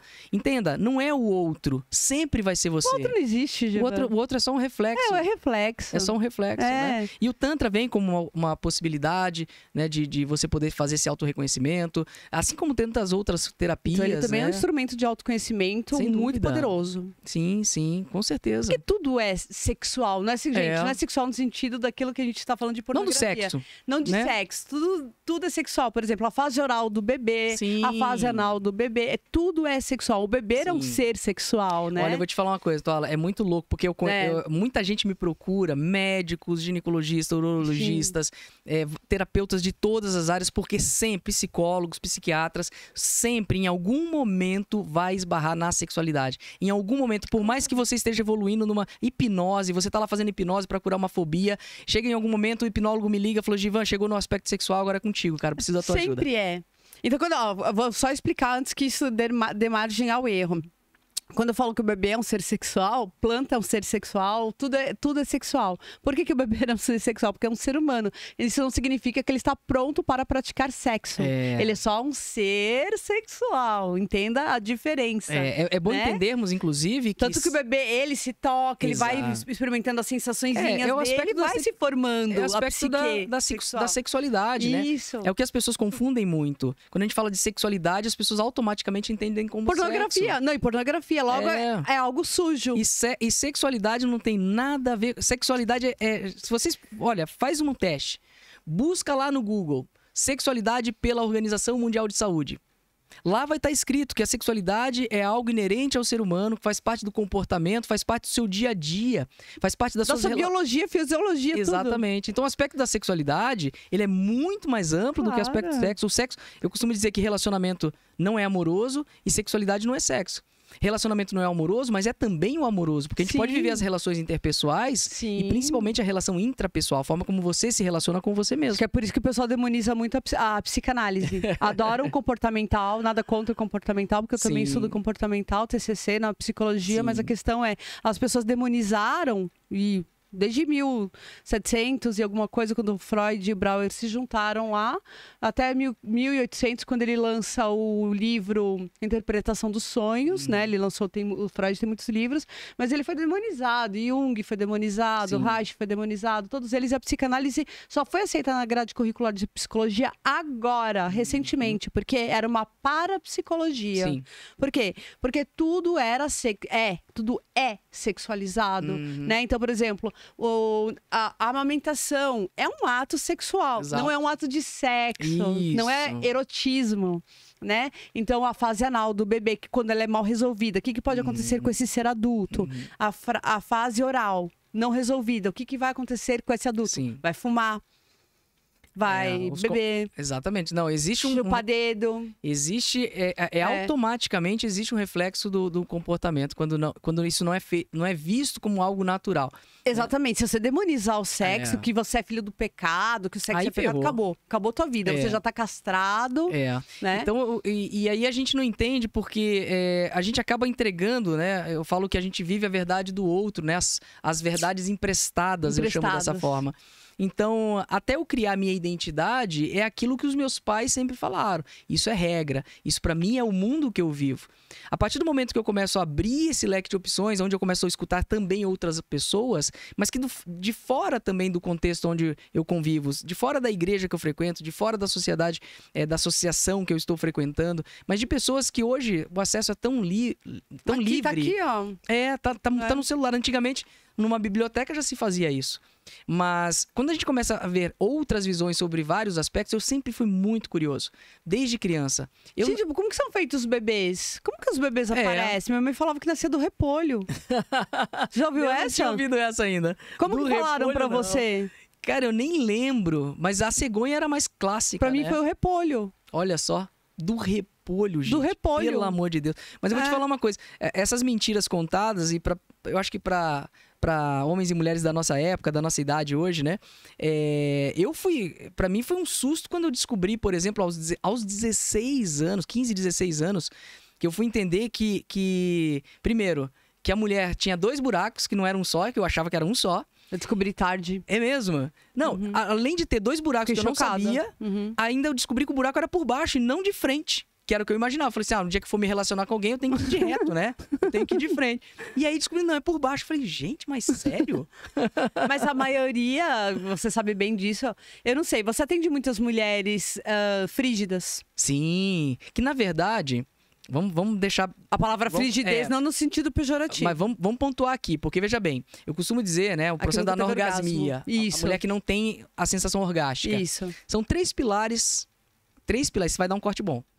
3 pilares que fazem com que uma mulher não tenha prazer na sua relação íntima. Primeiro, processo fisiológico. Ela não tem uma musculatura adequada. Ela não consegue sustentar mais energia na sua musculatura íntima para que quando vem essa descarga, ela seja no mínimo satisfatória. Isso pode ser resolvido com pompoarismo, né? Pode ser resolvido, inclusive, com exercícios físicos. Alô, Kátia Damasceno. Opa, Kátia, grande amiga, né? Ó, uma gracinha, beijão, beijo, Kátia. A Kátia é especialíssima Ela é especialista, nisso, né? E eu sempre indico a Kátia justamente para pessoas que passam por essa situação. Então, esse é o primeiro pilar, o processo orgânico, físico mesmo, né? Essa mulher não tem essa musculatura e por esse motivo, uma musculatura preparada, e por esse motivo ela não desenvolve uma sensação prazerosa com mais intensidade. Segundo motivo, é uma condição psicoemocional, e aí é onde está a grande maioria das pessoas, né? Aliás, não está tão grande, mas é o segundo pilar, sem dúvida, mais relevante. Por quê? Porque são mulheres que estão vindo de uma situação de abuso, de trauma. Na infância. Ou na infância ou através do próprio parceiro, do parceiro atual e na maioria das vezes, né? Porque essa questão do psicoemocional tem muito a ver com os gatilhos e que não necessariamente com o outro ou da forma como o outro trata, mas às vezes daquilo que você traz para dentro da relação, que às vezes um falar um pouco mais alto já desencadeia todo um processo, né? Então você não sabe o que vai disparar na pessoa. E é a percepção da pessoa com relação às circunstâncias, né? Então as mulheres vivem muito essa condição, né? E quando vão para a relação a dois, quando vão fazer amor, aí elas não conseguem, né, sair dessa condição onde elas ficam presas, né, dentro de um pensamento, dentro de um processo traumático, numa memória que está ali na sua camada externa da pele. Isso, na verdade, quem vai falar vai ser Lacan. E o Reich fala sobre as couraças, né? O Lacan fala... Não, isso, o Reich sobre as couraças e o Lacan sobre o toque. Nossa, o toque, ele ativa o sistema imunológico, né? Quando você traz o toque, você manda um comando para uma glândula no centro do peito, chamada glândula timo, que você conhece. E essa glândula, só através do estímulo do toque, produz uma substância chamada timopoietina. Não é punhetinha, é timopoietina. Sim. E essa substância, ela se conecta ao seu sistema, ao seu sistema imunológico. Ela reforça o seu sistema imunológico, né? Então, a condição que nem hoje a gente já ouviu, né? Eu não sou muito do toque. Sim, não gosto de massagem. Então, quando foi fazer uma massagem uma vez, saiu todo torto. Olha só. Porque falou, nossa, eu odeio, nunca mais me leva. Eu odeio. E eu não, eu faço pacotes de massagem. E o toque é essencial para a saúde humana, né? A criança, quando nasce, se não há o toque, ela morre. Ela morre. Olha os gatinhos, os cachorrinhos, quando nascem, o que a mãe faz? Lambe. Exatamente. As crianças, quando vão para uma UTI neonatal, por exemplo, elas vão para um ambiente onde simula o toque. Por quê? Porque na ausência do acolhimento, ela morre. Por isso ela que fica sem canguru, né? Exatamente. A criança fica sem comer e sem beber. Mas sem o toque, ela morre imediatamente. É muito louco isso. Então, essa condição, né, do toque, do aspecto emocional, isso daí vai influenciar na hora da relação a dois. Agora, campeão de bilheterias... Quer saber a campeão de bilheterias, fala? Quero. Inabilidade do parceiro. É o cara que acha que sabe, mas não sabe nada. É o cara que cresceu ouvindo, não é culpa dele não, porque ele cresceu ouvindo, que ele era o responsável pelo prazer da mulher. Ninguém é responsável pelo prazer de ninguém. Cada um é responsável pelo seu próprio prazer. Exatamente, cada um que se, né, que acha esse mapa para poder demonstrar o outro também, né? Então, o homem ele cresceu ouvindo isso e aí chega na hora, ele encontra um aparato, uma aparelhagem que não tem nada a ver com dele, porque com dele ele se resolve. Se fosse um homem, ele daria até um jeito. Mas como é de mulher, falou, peraí, o negócio é muito pequeno, é muito estreito. Como é que eu vou mexer nesse negócio aqui? Não é? E aí, aonde que ele busca informação? No desserviço que é a pornografia, que inicialmente era um entretenimento, mas que acabou sendo, né, a regra, acabou sendo o manual de instrução desse homem. Sim. Né? Ou dos amigos que, vez ou outra, provam alguma coisa, conta ali naquela rodinha e fala, isso funciona, e ele vai testar para ver se vai dar certo. Na verdade, seria uma máquina ali, uma coisa mecânica para atingir o orgasmo ali e pá, acabou. E aí ele desconhece outras ferramentas. Ignora a mulher, né? Ignora. Muito, porque ele acha que tem que ser daquela forma. E aí o que acontece com as mulheres? Elas se condicionam a essa situação. Elas acham que realmente tem que ser assim. E aquilo. Exato. E aí as mulheres que não chegam lá, as mulheres que não têm um orgasmo, vão conversar com outras mulheres, com uma tia, com uma prima, com uma amiga, que essa amiga também fala assim, rapaz, eu também não tenho. Aí a tia fala assim, ih, filha, relaxa, é normal é não ter mesmo. Fica tranquila, só faz o que tem que ser feito. E essa mulher se Então, mulher só foi feita pra parir e lavar louça. Era o que a gente ouvia antigamente. Né? O que essas mulheres ouviam antigamente. E aí ela fala assim, então tá, então é isso. E as mulheres que usavam cinto de castidade, que só tinha um buraco? Nossa. Você lembra disso, de ferro? Eu, felizmente, não peguei essa fase, não. Mas a gente ouve muito. Na era vitoriana. Sim, antigamente, né? E em alguns países europeus. alguns países orientais ainda praticam essa... Aliás, em alguns países orientais, praticam-se, inclusive... Né, arrancar o clitóris da mulher. Algumas aldeias africanas fazem a mutilação do clitóris. Gente, também, para que a mulher não... É um crime. Agora já já dá cadeia, não pode mais. Faz alguns anos já. Graças a Deus. Eu tenho um livro sobre isso, das mulheres. É o maior crime que se podia fazer. E é com gilete, é um ritual, é uma ritualística na aldeia, né? E é uma ritualística da passagem, quando a menina menstrua, de menina para mulher. Aí a aldeia toda fica em torno daquela menina e é com um gilete enferrujada que se faz. Provoca uma infecção absurda. Exatamente. E para aquilo cicatrizar, muitas morrem de sepse. Sim. Né? Sim. Isso... Em tese. Agora é criminalizado, mas ainda acontece, né? Como o infanticídio indígena, porque a FUNAI autoriza que todas as culturas xamânicas, na verdade, é tudo autorizado. Se uma criança nascer com alguma síndrome, pode ser enterrada viva. Nossa. Você sabia disso? Não sabia disso. Sim, e isso é cultura e é protegido. Por quê? Porque é cultural dos índios. Então, você não pode mexer na cultura xamânica. A FUNAI, agora não é mais FUNAI, o nome mudou o nome, eu acho. Se alguém corrige aqui embaixo nos comentários, tá? Porque eu não sei tudo. Mas disso eu sei, né? Existem algumas coisas, né? Olha só como... em nome da cultura, assim, muitas coisas hoje a gente já percebe que não é, né, a normose. E a gente percebe que a vida deveria estar acima de tudo. Mas, por exemplo, pedofilia... Em alguns países árabes, por exemplo, é altamente, em algumas tribos também, assim, que sem crianças problema que nenhum. se casam aos 12, não, até menos. Menos até, verdade. Até menos, né? Verdade. E é normal no sentido de aquilo que se repete com frequência. Esse é o conceito de normalidade, né? E aí é que a gente precisa, né, refletir sobre os aspectos da sexualidade, principalmente, porque entendermos quando um corpo está pronto para viver essa experiência, né? Quando que o corpo está pronto? Quando a mente está pronta.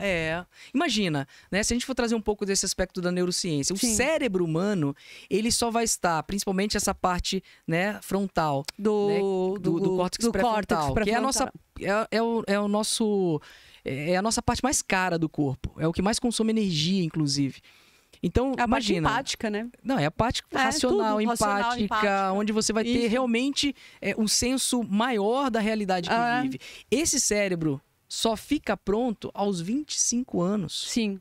Quando você tem 25 anos, você começa a ter, a partir daí, uma ideia de circunstâncias, de resultados, do que possa vir a ocorrer uma atitude sua. Então, enquanto a gente não tem... E a consciência corporal, né? A consciência corporal eu chamo até de segundo cérebro, né? Porque é onde você entende, onde você amplia essa conexão com o todo. Então, por exemplo, se o córtex pré-frontal é responsável pela sua linha de raciocínio, né? A ideia do cérebro-corpo, o corpo como cérebro, e algumas pessoas fazem essa dicotomia, né? Separam o cérebro do corpo. Eu falei, gente, o cérebro é o corpo, não sei se vocês sabem. Sim. Segura a onda aí. Inclusive, né? O intestino ele é considerado o segundo cérebro do nosso... onde mais tem neurônios. Exatamente. E as pessoas não entendem por que estão mal-humoradas, porque estão com várias patologias. As pessoas acham muito bonito falar da serotonina como hormônio, né, da depressão, que vai modular, né, alguns aspectos no cérebro, mas ninguém acha bonito falar que a serotonina também controla o cocô, né? Por exemplo. Mas é porque as pessoas não querem falar cocô, por isso. Então as pessoas não falam. Gente, o intestino de vocês, o nosso, ele é um segundo cérebro. Ele é inteligente. Ele é inteligente. Então, por exemplo, por que a pessoa fala assim, tá de mau humor? Fala, a pessoa tá enfesada, né? Hoje tem terapias, você deve conhecer, que é aquela terapia da lavagem intestinal. A pessoa sai de lá zerada. O humor muda, a pele muda. Automaticamente. Por isso que você tem que tomar cuidado com a sua alimentação, fazer ingestão de água adequadamente. Comer é um ato sexual. Sim, inclusive, sem dúvida. As pessoas transferem. Aquelas pessoas que... Não sei se você assistiu Quilos Mortais. Não. No Discovery. Tem pessoas acima de 300 quilos que passam pelo bypass, né? Pela cirurgia bariátrica. Elas substituem o sexo pela comida. Por quê? Comer é um ato sexual. Sim. É prazeroso. É prazeroso. Então, as pessoas fazem cirurgias bariátricas e voltam a engordar. Por quê? Não trataram a raiz da questão mental. Exatamente. E depois elas continuam. Aquele estômago que fizeram bypass, que na verdade faz o corte, né? E mutila, sim, né? O estômago, volta a engordar. Atendi muito, tanto que eu tenho um livro sobre isso. Olha. Né? Porque atendi muito bariatricado que voltou a engordar, dobrou, na verdade, o peso. E...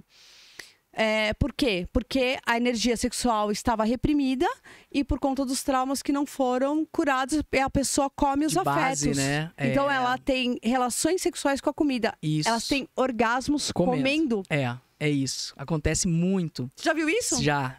Elas têm isso orgasmos reais comendo donuts, por exemplo.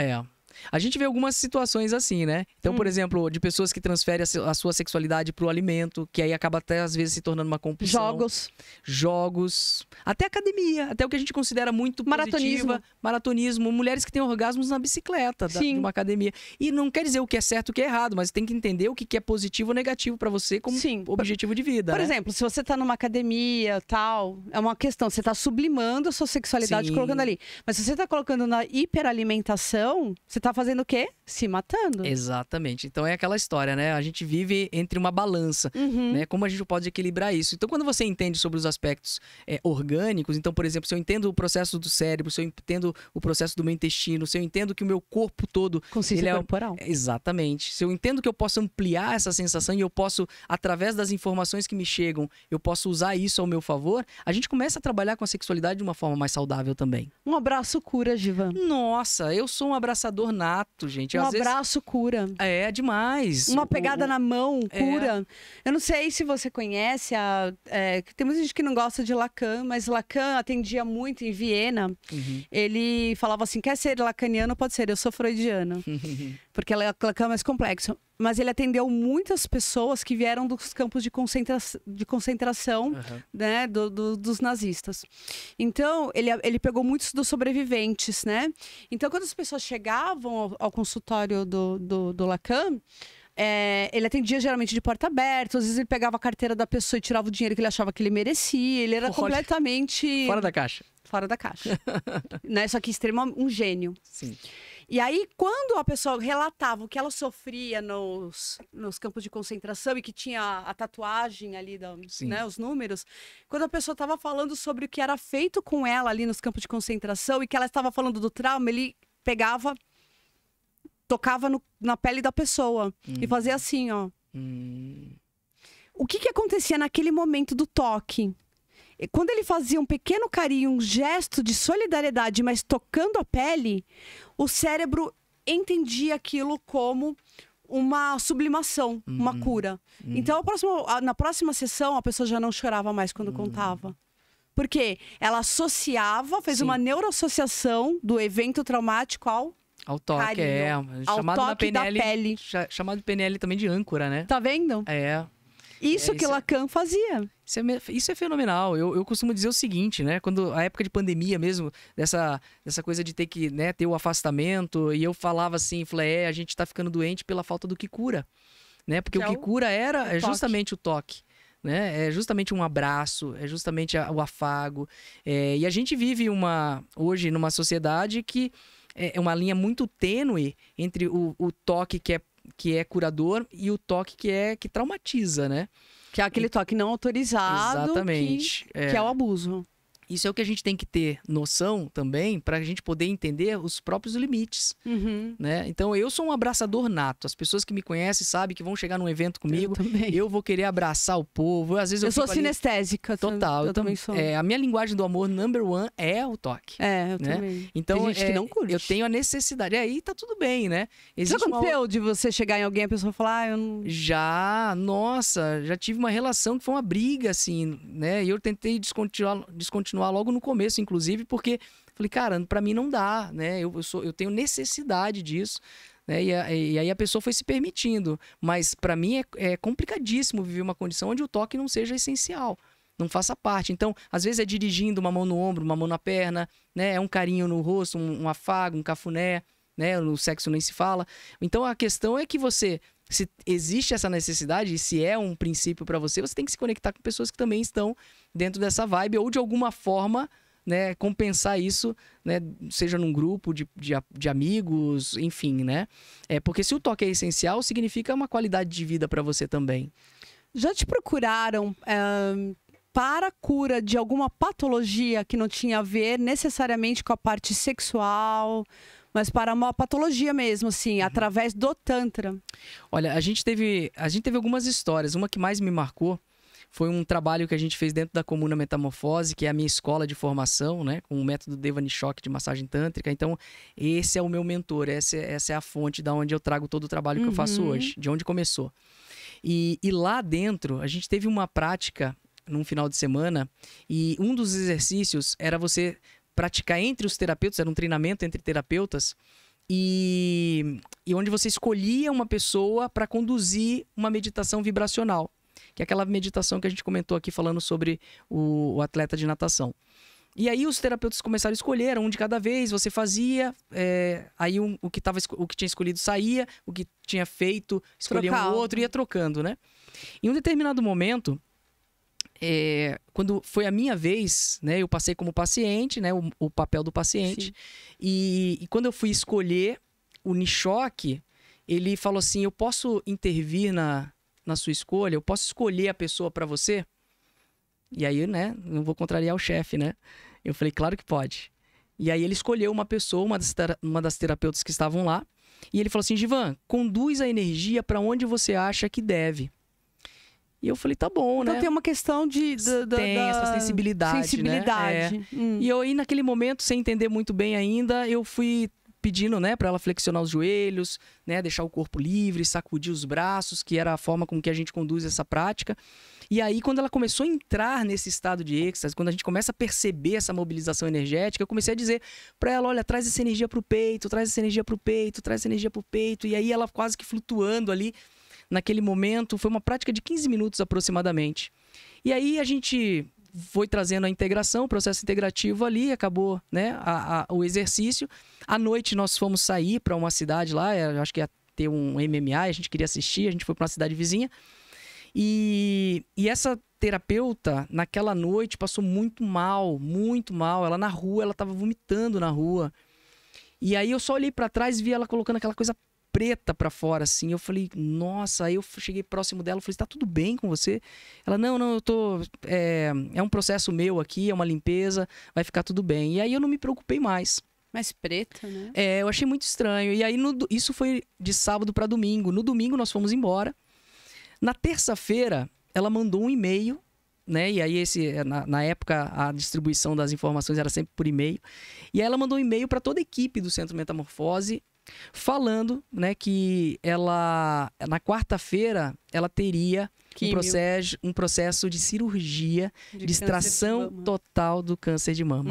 E que os médicos diziam para ela que ia ter que ser o mais profundo possível, porque eles não encontravam a raiz. Ia ter que tirar glândulas, essas coisas todas. E eu nem sei como é esse processo. Entendeu? Oh, amém, graças a Deus. Manda mais, Senhor. Vendeu. Já tá acostumada com o Gui, né? Lógico. O Gui não para, Vendeu. né? Se ele não tirar se ele não silenciar o negócio, pelo amor de Deus, Vendeu. fica chato. E aí, nesse exercício, a gente... nesse e-mail que ela mandou, ela comunicou isso, que ela tinha uma cirurgia para fazer na quarta-feira, era na terça. E na terça ela ia fazer um pré-operatório. No pré-operatório, ela recebeu, na verdade, os médicos convocaram uma reunião, né? Fizeram uma junta médica para decidir o caso dela, porque na terça-feira, quando ela fez os pré-exames, nos resultados, eles olharam e perguntaram para ela o que foi que ela fez, porque não existia nem a cicatriz daquele câncer mais. Ela vomitou o câncer. Foi o que parece. Porque preto, das duas uma. Eu nem sabia que câncer deixava cicatriz. Eu não sabia que tinha cicatriz de câncer no corpo. E aí, foi interessante... Cicatriz interna, você diz. Eu não entendi muito bem, porque é como se o câncer ele tem, acho que, uma ramificação, né? Isso. E ele vai tomando conta, e quando ele é extraído de alguma forma, fica uma cicatriz. Sim, porque ele corta muitos vasos, então ele faz uma... Exato. A laser, E segundo ela, Isso. aquele câncer já não existia mais. Ela não precisou te retirar a mama? Não precisou, cancelou ali. Depois, anos depois, eu já não fiquei mais sabendo da história dela, já não mais encontrei com ela.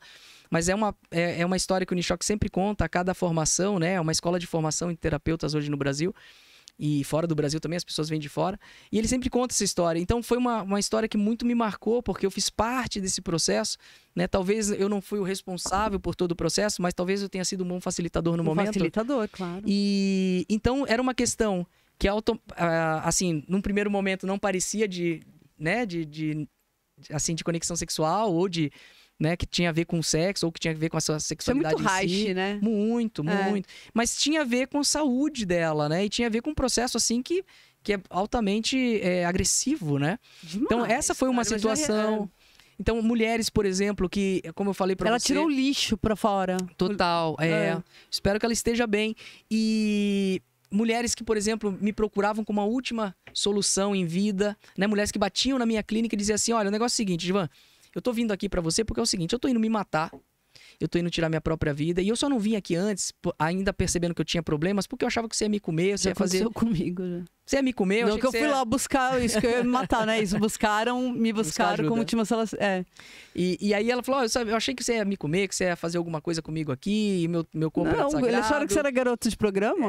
Olha, na Itália pensaram isso, me chamavam de gogoboy de luxo lá, quando eu explicava o processo, né? Mas quando eu entendi a proposta... mas o pessoal de TI também é garoto de programa. É verdade. E aí essa mulher me procurava como última opção, último recurso, a gente passava pela sessão, e hoje todas elas são minhas amigas até hoje. Eu digo até hoje porque ninguém se matou. Isso que eu ia falar.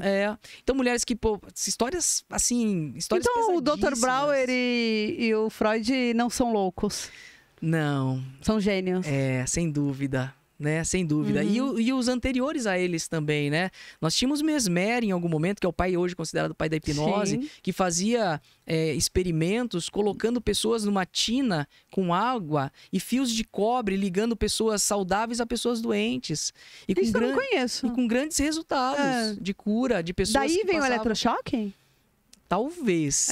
Não tenho certeza. Mas por quê? Mas não existia uma eletricidade extrínseca, não existia uma eletricidade de fora. Mas é eletricidade corporal. Do corpo. Exatamente. De então, transferência. Exatamente. Ressonância. Ressonância. Né? E que qualquer eletricista vai concordar comigo quando falo isso. Quando você faz uma imposição de mãos, Sim. a gente está entrando, o que o eletricista chama de fase. Você está em fase com outra pessoa. O que é entrar em fase? Por isso que o passe, a bênção, tudo válido. isso. Tudo isso é válido. Lembra que a gente colocava o cabelo assim na TV? E o cabelo faz... energia somos eletrostática. Exato. Né? Nós somos seres elétricos. Somos seres elétricos. Se a gente for olhar com os olhos de Deus, né? Eu costumo dizer assim, se a gente for nos olhar com os olhos de Deus, com os olhos, né, da alma, a gente vai ver luz. E o que é luz? Energia. Energia. Nós somos seres elétricos. Se a gente for lá no bóson de Higgs, o que é o bóson de Higgs? É a última camada do que se identificou como matéria. São fios de luz. Nós somos fios de luz. Sabe como no Nordeste, assim, bem no interior do Nordeste, as pessoas veem se a pessoa está morta ou não? Não. Fazendo assim no cabelo, ó. Se o cabelo não chiar, olha só, a pessoa está morta, porque o cabelo só chia quando a pessoa está viva e tem eletricidade. Caramba, gente. Olha, isso é perigoso, né? Porque... Você vê, e é uma coisa de sabedoria natural, né? Antiga, né? Muito exatamente, antiga. Dos antigos que trazem essa do tipo, ó, o cabelo é elétrico. Sim. Mas eles não tiveram nenhum tipo de conhecimento sobre isso. Mas eles falam, se o cabelo não chiar, é porque a pessoa morreu. O ser humano, ele é um ser fantástico na Terra, né? E se a gente começar a perceber o quanto a gente tem, né? Existe uma passagem na Bíblia que fala assim, na Terra como nos céus. Eu levo muito essa passagem da seguinte forma, assim na Terra, assim em mim, como nos céus, como no universo. Então, se eu quero entender o universo, eu tô com o próprio universo muito próximo de mim para fazer esse estudo. Não, eu me considero hoje o que as pessoas chamam de espiritualista. É universalista, né? Na verdade, eu acredito no que eu percebo, né? E o que eu percebo é algo muito grande, porque quando eu vejo essa grandiosidade do ser humano, eu entendo a infinitude do próprio universo, né? Por exemplo, quando eu olho para tudo, para todos, então eu estou em Deus, com Deus. Tudo é Deus. O Deus e que tudo é universo. Saúde ao Deus. Namastê, né? Mas assim, tudo é átomo. E tudo que é átomo, então as paredes têm vida. Sim. Tudo é átomo. Eu converso com o meu carro, Tom. Claro, mas ele tem vida. É muito louco, porque ele responde. Criou o seu carro. Ele responde. Eu fiz uma viagem do sul até o Nordeste de carro. Eu fui numa Ideia. Uma Ideia velhinho já, 2007. A gente na volta, na ida e na volta, mas na volta foi pior. Na volta a gente caiu em cada buraco. Os buracos que a gente caiu, eu falei, não vai sair.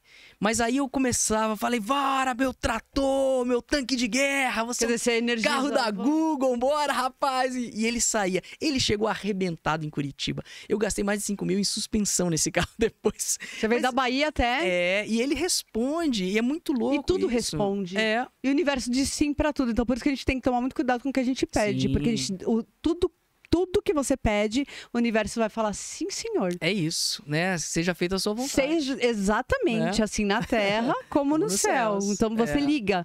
Quando fala em ligação, você está ligando, na verdade, a gente entra em física quântica agora. Na verdade, numa estação, né? Exato. Você quer uma música mais suave, você vai para uma rádio suave. Quer uma rádio rock, você vai para rádio rock. É o dial, né? Que vai sintonizar você com aquilo que você vai decidir se você está feliz ou não. E você é responsável por isso. Exatamente. Aí a gente entrou numa palavra que é bem responsabilidade. Autorresponsabilidade. Para de responsabilizar os outros pela sua infelicidade. Exato. Você está vivendo exatamente o que você tinha que estar vivendo. E você criou isso. E você criou isso. E pode descriar e pode criar. Porque você é Deus. É isso. Então é interessante a gente perceber, só que daí muita gente vai cair no vitimismo e vai dizer assim, mas coitadinho de mim, porque fulano me puxou... E a recompensa? E a recompensa? E tem uma série de coisas, né, que você vai trazendo. Se você... Deixa eu falar uma coisa pra você, presta bem atenção. Se você trouxer essa autorresponsabilidade, eu fiz um grande exercício com esse trabalho, que era assim, tudo que acontecia era o problema eu era o problema, ou eu era a solução daquilo também. Por quê? Terremoto na Índia, era eu. Ih, rapaz, deu ruim, alguma coisa eu fiz pra acontecer feito borboleta? Isso. Não, na verdade era um exercício de falar assim, cara, traz tudo pra mim, pra depois eu entender o que não é meu, pra eu começar a separar, porque existem 3 tipos de problemas, né? Os seus... Que você não pode resolver. Os meus... Que você pode resolver. E os de Deus. Né? Que eu posso intervir. Que você não controla. E que você não tem controle sobre isso no final das contas, né? Então são 3 tipos de problemas. E o problema é que as pessoas querem problemas seus, dos outros, e ainda querem resolver os problemas de Deus. As pessoas amam uma sacola de problemas. Se amam, gostam demais. Se eu não tenho, vou arrumar um. É isso, por quê? Porque o cérebro é projetado para isso, inclusive. Sim, para solucionar, criar e solucionar. Aí é que tá. O cérebro, ele é assim, se você não tem um problema, ele vai arranjar um problema. Por quê? Porque ele é uma máquina de solução de problemas. Ele precisa estar resolvendo problemas. Atividade. Exatamente. Como é que eu uso isso de forma proativa? Como é que eu uso isso de forma positiva na minha vida? Eu vou procurar, eu troco essa palavra problemas por desafios. Desafios. Então eu busco desafios diariamente. Eu preciso ocupar meu cérebro com desafios diariamente. E quando eu ocupo meu cérebro com desafios diariamente, todo dia eu dou um passo a mais. E às vezes é um passo grande. Por isso o ditado cabeça vazia, oficina do diabo? Sempre. Né? Se a gente não se desafia, na verdade, ou aprender um novo idioma, ou aprender uma nova cultura... O cérebro vai arranjar um problema pra você. Ele vai arrumar um probleminha pra você montar um quebra-cabeça. E não vai ser aquele que você quer. Se você parou de... O cérebro é como se fosse fazer musculação. É uma musculação. Se você para, você morre. Porque a única morte que existe é psíquica. Né? Então você faz da tua cama um caixão, né? Então se você para a tua vida, você morreu. Sim. E olha que interessante, né, Tola? Olha quantos assuntos... Nós falamos de física quântica, nós falamos de neurologia, nós falamos de espiritualidade. E tudo isso parece assim, quem vê de fora vai parece falar... Parece incongruente, mas tem tudo a ver com... Parece que eles... Nossa, começaram falando de uma coisa, agora estão falando de outra. E tá tudo interligado. Conectado. Tá tudo interligado. Tudo conectado. E a sexualidade é um fio que une tudo isso. Ao meu ver, do meu ponto de vista e da minha experiência, na minha realidade, é o fio que liga tudo isso. Você toma café, não toma? Muito. Quando você acorda pela manhã, a primeira coisa que você faz é tomar café? É um prazer orgástico? É a minha âncora, assim, tipo start. Então. Então são coisas que dão prazer e tudo que dá prazer é sexual. Sim, né? Sim. Lembrando que o sexual não tem a ver só com o sexo. Exatamente. Então quando a gente fala de sexual não tem a ver só com o sexo. Tem gente que fuma pelo prazer oral. Né? Olha, então, o Osho, que é um mestre indiano, ele fala o seguinte, que a expressão do seu orgasmo é a exata expressão da sua consciência. E o que eu entendo com isso? que as pessoas que não estão conectadas ao prazer, elas aceitam qualquer coisa. As pessoas que não estão conectadas ao prazer, seja o prazer da cama, ou seja, né, o prazer do dia a dia, elas aceitam um emprego que paga pouco, que ela sabe que aquele emprego não vai realizar o salário, os sonhos dela. Por mais que ela queira ou por mais que ela trabalhe. Essas pessoas, elas não estão conectadas a uma relação saudável. Elas acham que só porque o cara provê financeiramente é o suficiente, que não tem carinho, não tem afago, não tem, né, um cuidado especial. Mas ele aceita é um bom pai. migalhas. Exatamente. As pessoas que estão, ao contrário, funciona da mesma forma. Ao contrário, as pessoas que estão conectadas ao seu prazer, elas não aceitam qualquer coisa. Se elas não estão felizes com o seu trabalho, do salário que estão recebendo, elas vão empreender. Elas vão criar uma elas uma estão atividade conectadas com aquilo que elas querem verdadeiramente, porque o prazer é algo que nós, como seres humanos, nascemos em direção a isso. É isso que nos faz evoluir. E faz buscar mais do mesmo, que é o que o Freud fala. Ele vive em busca do prazer e quando acha o prazer, a repetição do prazer. Mesmo que esse prazer migre, ele tem que ser maior ou equivalente. E sabe qual que é o prazer onde você realmente encontra realização? Quando aquele prazer tem a ver não apenas só com você mais. E aí existem alguns níveis que nós chamamos esse prazer de propósito. Primeiro porque se não for se eu não prosperar, se eu não criar abundância, se eu não prosperar financeiramente, não ter, né, o mínimo de condições, eu não consigo ajudar os meus. E aí, talvez esse fosse o segundo nível do propósito. Ajudar as pessoas que estão à minha volta. Eu costumo dizer que a realização profissional tem 3 pilares. Primeiro, ganhar dinheiro, porque eu não abro um negócio se não for, né, se não for rentável. Até porque, se não for rentável, ele não se sustenta. Mas ganhar dinheiro ajudando pessoas, que é o segundo pilar, vai fazer com que eu tenha senso de propósito na realização daquilo que eu estou fazendo. Porque senão você vai chegar uma hora que não vai conseguir mais acordar para fazer aquilo. Exatamente. Agora, se eu não tiver o terceiro pilar, se eu não tiver esse terceiro pilar, mesmo eu ganhando dinheiro, ajudando pessoas, em algum momento eu vou me sentir talvez usado, talvez cansado. Agora, se eu ganho dinheiro, ajudo pessoas e me divirto em meio ao processo... Ah, sim. Aí vem a criança. Acabou. Aí eu não gosto de acordar cedo, aí eu acordo cedo. Eu vou fazer aquilo que tem que ser feito. Eu viajo 30 horas, às vezes, para poder dar curso na Índia, quase 48 horas, e eu não me canso quando eu chego, porque eu entro imediatamente numa atividade. Me leva, meu sonho é ir pra Índia, mas uma coisa você não vai querer fazer comigo. Que é ver a cremação dos corpos. Ah, não, eu também não gosto disso. Não, mas eu quero. Você quer? Meu sonho é ver a cremação dos corpos. Mesmo? Sim, porque eu acho aquilo muito bonito. Eles são totalmente desprendidos. Isso é verdade, isso é verdade. Tem uma cerimônia daquela de castas, são castas Sim. diferentes, né? Sim. Então cada casta, quanto a casta mais alta, mais flores e diferente ali no Rio Gange, né? As aldeias vão mudando e vão mudando os níveis da cerimônia, né? Da ritualística da cremação. Mas o meu sonho é primeiro provar aquele mingau de... Não sei se você tomou mingau de... Eu acho que não. Científico? Mingau de quê? De pimenta, né? Porque tudo que tem lá é pimenta pura. E curry, né? Mas não, mingau de... Como é que eu posso esquecer o nome? Não posso falar o nome. Ah, meu Deus. De cannabis. Nossa! Mingau de cannabis e fica é o mingau de cannabis e você fica sentado na escadaria do Rio Gange assistindo a cremação. E a cerimônia ganha um brilho também, ganha um glam. Ganha Isso aconteceu comigo em Amsterdã, mas não foi mingau não, foi um bolinho só. Um bolinho? Um bolinho. O bolinho eu experimentei em Las Vegas. Olha. Em Las Vegas, um lugar chamado Planet 30, né? Eu vou estar próximo lá em fevereiro, né? Você vai estar onde? Eu vou estar em Los Angeles, eu tô indo dar cursos em Boca Raton, Miami, e depois eu vou passar um tempo em Los Angeles. Sim, muito triste. É chato, né? Chato pra caramba. Eu fui fazer Anthony Robbins lá no... Uau! Eu fui fazer em San José, né? Fui fazer o PW lá. Mas aí a Las Vegas eu fui em outra ocasião. Mas aí fui pra São Francisco, aí a gente fez a rota, né? Legal. 66 e tal, mas assim, a questão desse Planet 30 lá em Las Vegas, eles têm energético, balas, como se fossem as balas fine, brownie e drinks. Com a cannabis, né? E você tem experiência lá dentro, não pode sair com ela. Entendi. Então a experiência só pode ser... Entendi. É um planeta mesmo. A pessoa vai te buscar de limusine. Uau, mas o negócio é refinado, então. Você liga, fala, quero ter uma experiência. Eles vão te buscar de limusine e te levam de volta para onde você está de limusine. Entendi. Entendeu?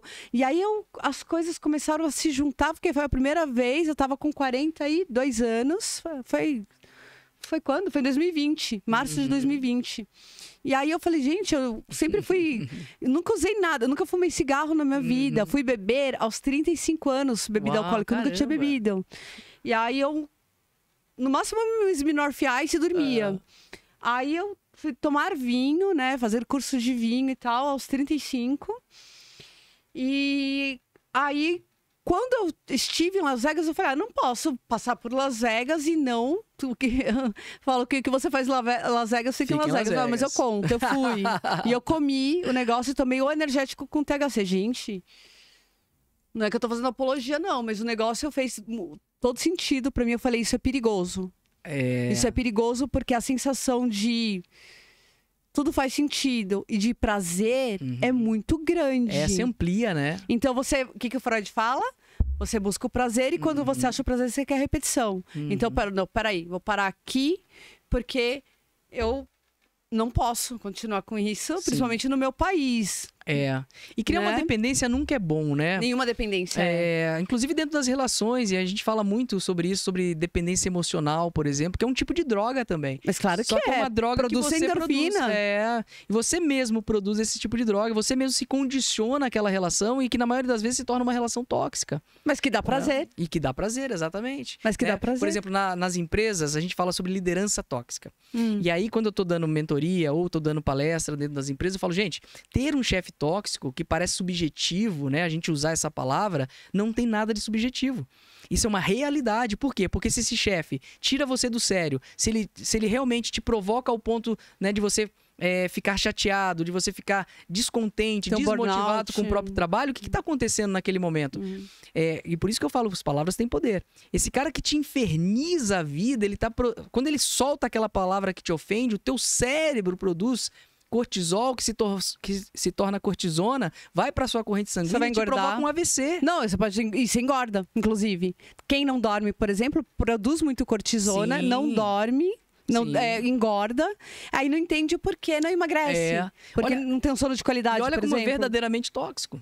É verdadeiramente tóxico, porque você está produzindo veneno que vai para tua própria corrente sanguínea. Você está produzindo veneno. Eu sempre falo o seguinte, no poder das palavras, você tem o poder de levantar alguém e também de afundar alguém.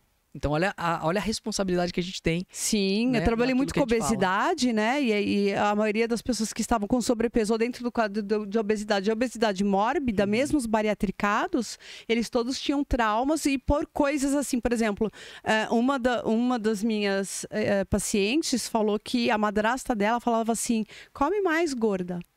E fazia barulho de porco. Não. Come mais. Come, porco. Teu pai vai odiar você porque você é gorda. Teu pai não vai mais gostar de você. Come, gorda. Come, gorda. E ela não conseguia emagrecer de jeito nenhum, fazendo nada. Tudo que ela fazia, ela falhava. Porque a madrasta dela... E a mãe era uma mãe narcisista, que vivia tomando remédio para emagrecer, sibutramina. Cobrava o emagrecimento dela e ela cai na mão de uma madrasta que compete com ela, que não entende o papel dela de esposa, compete com o papel de filha e começa a atacar a menina com peso. Come, gorda. Só gorda. Teu pai não vai gostar de você gorda. Fica bem gorda mesmo. Come bastante. Fazer barulho de porco. Nossa, isso é um crime. E ela não conseguia emagrecer. Isso é um crime. Porque o que acontece? É criminoso. Criminoso. Totalmente. Essa mulher tinha que ser presa. Tinha. Porque você está fortalecendo o que a gente chama de distorção da autoimagem, inclusive. Isso. Né? Então, por exemplo... A mãe e a madrasta, as duas referências maternas dela. Imagina, né? Imagina o que ela vai ser. E ela querendo agradar o pai. E aí é complicadíssimo. Quando as pessoas falam até dessa condição da genética, do aspecto físico, eu sou muito disruptivo quando eu falo sobre isso, porque até pouco tempo atrás, no iluminismo, por exemplo, o certo era ser gordinho. O bonito o belo era ser. Mas pra árabe, a mulher boa, aquela mulher que enche a cama, eles falam.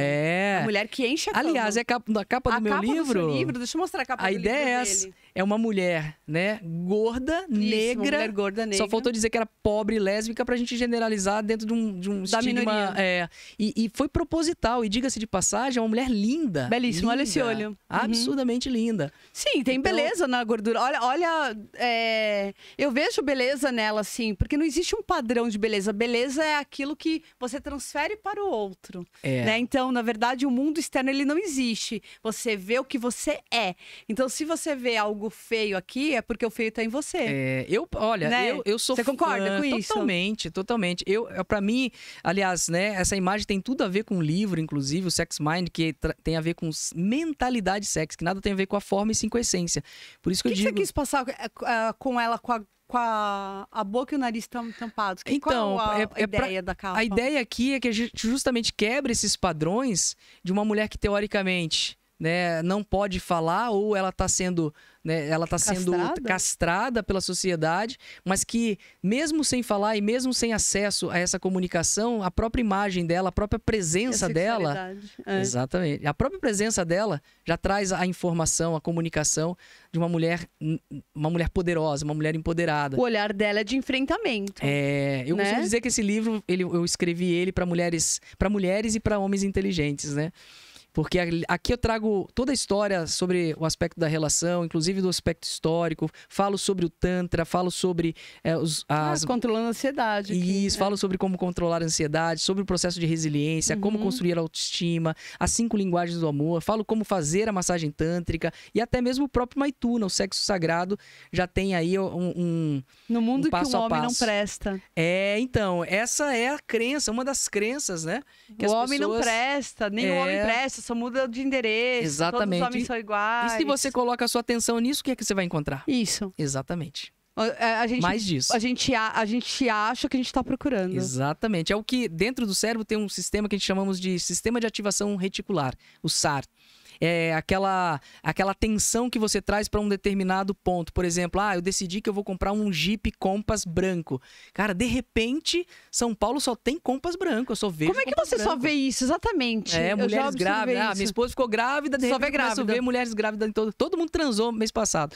E na verdade é isso. É esse sistema de ativação reticular que tinha uma função muito importante, né, você faz uma fotografia do que você quer e cria a realidade. Exatamente. Então, por exemplo, se eu tô num mundo onde todo homem não presta, eu só vou ver homens que não prestam. Você tá focado naquilo, tudo que a gente coloca foco cresce. Por isso que quando a mulher que deseja uma relação extraordinária, eu falo para ela, vem cá, minha filha, pega papel e caneta, vamos construir isso. Escreve para mim aqui o que é importante para você dentro de uma relação. Características, comportamentos, qualidades. Valores inegociáveis. Exatamente, né? Então, escreve, porque a partir do momento que ela faz esse decreto, esse contrato com ela mesmo, aí sim ela vai ter a oportunidade de começar a identificar dentro da minha lista. Quer dizer que então o ser humano ele tem que ver, né? Por isso que ele tem que fotografar aquilo que ele deseja para poder materializar. No mínimo ele precisa entender o que ele quer de verdade. É um mapeamento. Porque as relações hoje em dia, como é que você se relaciona? Eu fui na balada, conheci um boy lá que era o mais bonitinho, deu mole pra mim, ou era o disponível, e aí o que eu faço? Eu começo a me relacionar com ele, eu saio com ele naquele dia e torço pra dar certo. Como é que é isso? Tipo jogar na Mega Sena e torcer pra ganhar? A conversa das amigas? Sim. Amiga, tô saindo com aquele boy lá ele que não me ligou conheceu. ainda, tomara que ele ou ele não me ligou, eu tô esperando a gente sair de novo. Né? Você começa a se relacionar aleatoriamente. É quase que uma loteria mesmo. Você fica esperando ser contemplada. Amor líquido. Né? Você fica esperando ser contemplada. Não é um projeto onde você fala assim, meu querido, senta aqui. Pô, gostei de você, achei bonitinho. E aí, me diz aí, quais são as suas convicções políticas? Quais são as suas convicções religiosas? Né? O que encaixa? Qual é o teu propósito de vida? Me conta pra mim, o que você espera daqui 10 anos? Onde você espera estar? Porque os cursos de hoje ensinam você a ignorar o homem, a dar um gelo no homem, a brincar com a mente do homem, como se o homem fosse ensinam objeto. Você a conquistar momentaneamente. Então você não segura aquela relação. Não tem como. Você conquista pela aparência, porque o homem é bastante visual. Sim. Você faz joguinhos, até infantis, Exatamente. com a mente dele. Só que você não sustenta aquilo porque você não tem uma base, cultura mesmo. E tem mulheres, Tola, que me perguntam assim, Givan, eu vou desenhar aqui um homem. Perceba o seguinte, não é só desenhar aquilo que você quer. Perceba o seguinte, olha nesse exemplo. Eu quero um homem inteligente, culto, um cara intelectual, um cara bacana, Givan, que saiba conversar. E aí, naquele momento, eu olho pra ela e falo assim, legal, gostei, achei interessante. Você você já leu quantos livros esse ano? Ah, Givan, eu nem gosto de ler, não. Ih, me dá uma dor de cabeça. Falei, tá, minha filha, então depois da cama, o que você acha que vai ter pra conversar com esse homem? Então a questão é que as pessoas querem um homem rico, mas a mulher mesmo não tem nem uma gestão de finanças, uma inteligência financeira. Eu conheço várias assim. E aí, como é que fica isso? Não bate, né? Essa É uma conta não garota de fecha. programa que fechou com o cliente pra sempre. Essa conta não fecha. Porque não tem conversa. No final das contas... Não tem conversa, não tem química intelectual. E aí, sem a química intelectual, você não fecha a conta. Sem química intelectual, você não gera o único pilar que mantém as relações por longo tempo. Admiração. Admiração. É isso. Se você não admira... Já era. Você vai se encantar pelos olhos de alguém, você vai se encantar... Essa pessoa vai envelhecer. Exatamente. Vai perder a graça, a beleza uma hora. Não tem mais a maquiagem da juventude. Não e aí, tem mais... o que sobra? E aí, o que sobra depois daquilo? Você já consumiu aquela beleza. E o Nelson Rodrigues fala uma coisa assim, a beleza é monótona. Faz sentido. Entendeu? Porque ela chega a ser chata. Você consome a beleza na hora, mas ela passa a ser chata se não tem a química intelectual. Exatamente. Admiração. Platão, no livro Banquete, em algum momento ele diz algo muito próximo do que seria as características da alma gêmea, né? Como é que eu sei que alguém é uma alma gêmea? E Platão, ele coloca da seguinte forma, que a alma gêmea é, por você existir na minha vida, eu me tornar melhor do que seria na ausência de você nela, e vice-versa. Então, nas relações, será que eu me torno melhor por você existir na minha vida? Ou você, pelo contrário, que é o que a gente vê na grande maioria das vezes, você tá me puxando para baixo, você tá tolhendo as minhas asas, você não me deixa ir adiante, você tá sendo mais peso do que... Exatamente. Não ri comigo, não ri das mesmas coisas. E olha, não tem nada mais chato do que a pessoa que você tá ali toda otimista para fazer alguma coisa e a pessoa tá colocando empecilho, tá colocando problema, é a pessoa que não dá um sorriso, ela já acorda mal-humorada. Ou você conta uma piada, ai, que idiota. Parece que nada faz muito sentido, né? E aí você, caramba, mas a gente é tão diferente. Não tem conexão. E aí então você não... Você percebe que o sexo vem por último? O sexo vem por último. Essa é a questão. O sexo vem por último. As pessoas colocam muito foco no sexo. Exatamente. E não é isso. E o sexo não deixa de ser tão importante. Não, estou dizendo que ele não é importante, mas ele é o menos importante de uma relação. Ele é o menos importante de uma relação. Ele não pode deixar de acontecer, porque senão você vira amigo, né? Senão você tem química intelectual e não transa. Aí o que é? Amigo. Né? Com um amigo você tem a mesma relação. Eu saio com amigos homens, inclusive, que, nossa, são conversas que me engrandecem de forma extraordinária. Conversas orgásticas. Acho que conversas orgásticas. Né? Que são conversas orgásticas. Já pode criar isso, já coloca um novo módulo no seu curso. Conversas orgásticas. Por quê? Conversa orgástica faz com que você crie uma conexão que ninguém corta. Caraca! Isso é uma gêmea! Aí vamos pra Índia. Você vai lá comigo. Bora, lá no... Vamos junto. Você vai tolerar a fumaça? Lá eu tolero. Tá. A gente toma um mingau. Pronto, vamos tomar um mingauzinho. Isso. Depois a gente vai pra Amsterdã e come um bolo. Pode ser. Né? Ou em Las Vegas. Las Vegas também, mas eu acho que Amsterdã deve ser... Eu nunca fui pra Amsterdã, deve ser mais interessante. Eu quero ir no esconderijo de Danny Frank, é meu sonho lá. Sim. Você foi? Sim, eu passei na frente da casa dela. Não entrei, mas quero fazer isso da próxima vez. Então bora. Olha só, em abril eu vou estar com o mês todo de curso em Portugal, com algumas lacunas aí de datas, né? Já fica o convite aí, importante, né? Givan. Abril, Portugal, dia Portugal, a gente fica Estamos com uma celebridade, maravilhoso você, gente. Eu tô assim, né? Vamos pra cima, gente. Né? E eu quero muito agradecer você, eu ficaria com você aqui... Foi um podcast orgástico. Isso, um podcast né? Teve química. Então, assim, tudo isso daqui, gente, é sexo. Não deixa de ser. Não é sexo do jeito que vocês estão pensando. É sexualidade. É sexualidade, entende? Então, o que acontece? Você vai dar uma palestra agora, hoje, né? Vai sair agora, hoje. Saindo daqui, a gente vai... deixar tá lotada, porque ele tá revolucionando, não é o Brasil, é o mundo com conhecimento dele. Olha, falar pra você, hoje a gente vai ter o Impróprio para Menores em São Paulo. O Impróprio para Menores, ele é um talk show, onde a gente faz lá perguntas e respostas. Eu trago os conceitos da sexualidade de uma forma muito divertida, muito lúdica. Tem algumas pessoas que falam assim, Givão, o Impróprio para Menores é um stand-up, cara, porque a gente dá muita risada com tudo. Né? Você faz tipo a Kátia Damasceno, quando ela fala daquela brincadeira que ela faz. Como que é? O que não pode acontecer na cama. O que pode dar errado na cama. Pode dar errado na cama. Eu queria assistir, mas não assisti ainda. Assista. É Eu quero muito assistir, porque eu adoro a Kátia. Ela esteve em São Paulo recentemente. Ela estava no Teatro Gazeta, né? Isso, eu acabei não conseguindo ir, mas a ideia do Impróprio para Menores veio do que pode dar errado na cama. Quando você for, me leva. Vamos, eu quero muito assistir. Com certeza, a gente vai junto. Tá. E o Impróprio para Menores traz essa questão da sexualidade de uma forma muito lúdica, divertida, né? Onde as pessoas se permitem tirar suas dúvidas, perguntar coisas que não teriam coragem de perguntar em outro lugar e de uma forma, inclusive, de uma forma confidencial. Por quê? Porque essas pessoas me mandam as perguntas delas pelo Instagram. Você não revela o nome? Eu não revelo o nome, eu leio na hora, dá a resposta. mas eu só dou a resposta. Então é muito divertido e a gente vai ter essa oportunidade hoje em São Paulo. Que bacana. E fica onde esse espaço? Onde você vai fazer? Hoje nós estaremos no Espaço Padma, que fica no Ipiranga. Né? A gente vai estar montando uma parceria, né, com a Mona Lisa, com uma terapeuta tântrica, inclusive. Fenomenal, assim, uma referência hoje. Eu queria muito ir, mas eu... pois é, que você tem outro compromisso. Tem outro compromisso. Mas eu vou criar outras oportunidades aqui. Criaremos, porque a gente que faz as nossas oportunidades, nós que criamos nossa realidade, né? Sem dúvida. Então, muito obrigada. Foi um dos melhores podcasts que eu já fiz, com certeza absoluta. De verdade. Conta sempre comigo, é maravilhoso como pessoa e um Obrigado, profissional classe A, né? Você merece o mundo e merece tudo. Vamos né? lá, conta sempre comigo, de verdade. Você também, tá bom? E obrigada por você estar aqui com a gente nessa sexta-feira com o Givan. Começa a seguir, qual que é a sua rede, Givan, para todo mundo te seguir? No Instagram, @sougivan. Com J. Com J, bom, bem lembrado. Né? Mas se digitar lá no Google mesmo, Givan com J, já vai aparecer os canais do Instagram, do YouTube, do TikTok. E os seus cursos? Os cursos, vocês vão encontrar todos os cursos no Instagram. Na bio. Isso, na bio do Instagram. Só clicar lá. Só clicar lá. Se quiser bater um papo também, me chama no direct e a gente conversa um pouquinho mais. Bacana, então já sabe onde encontrar o Givan. E aí você vai sanar os seus problemas aí. Um beijo, boa noite e até o próximo podcast. É nóis.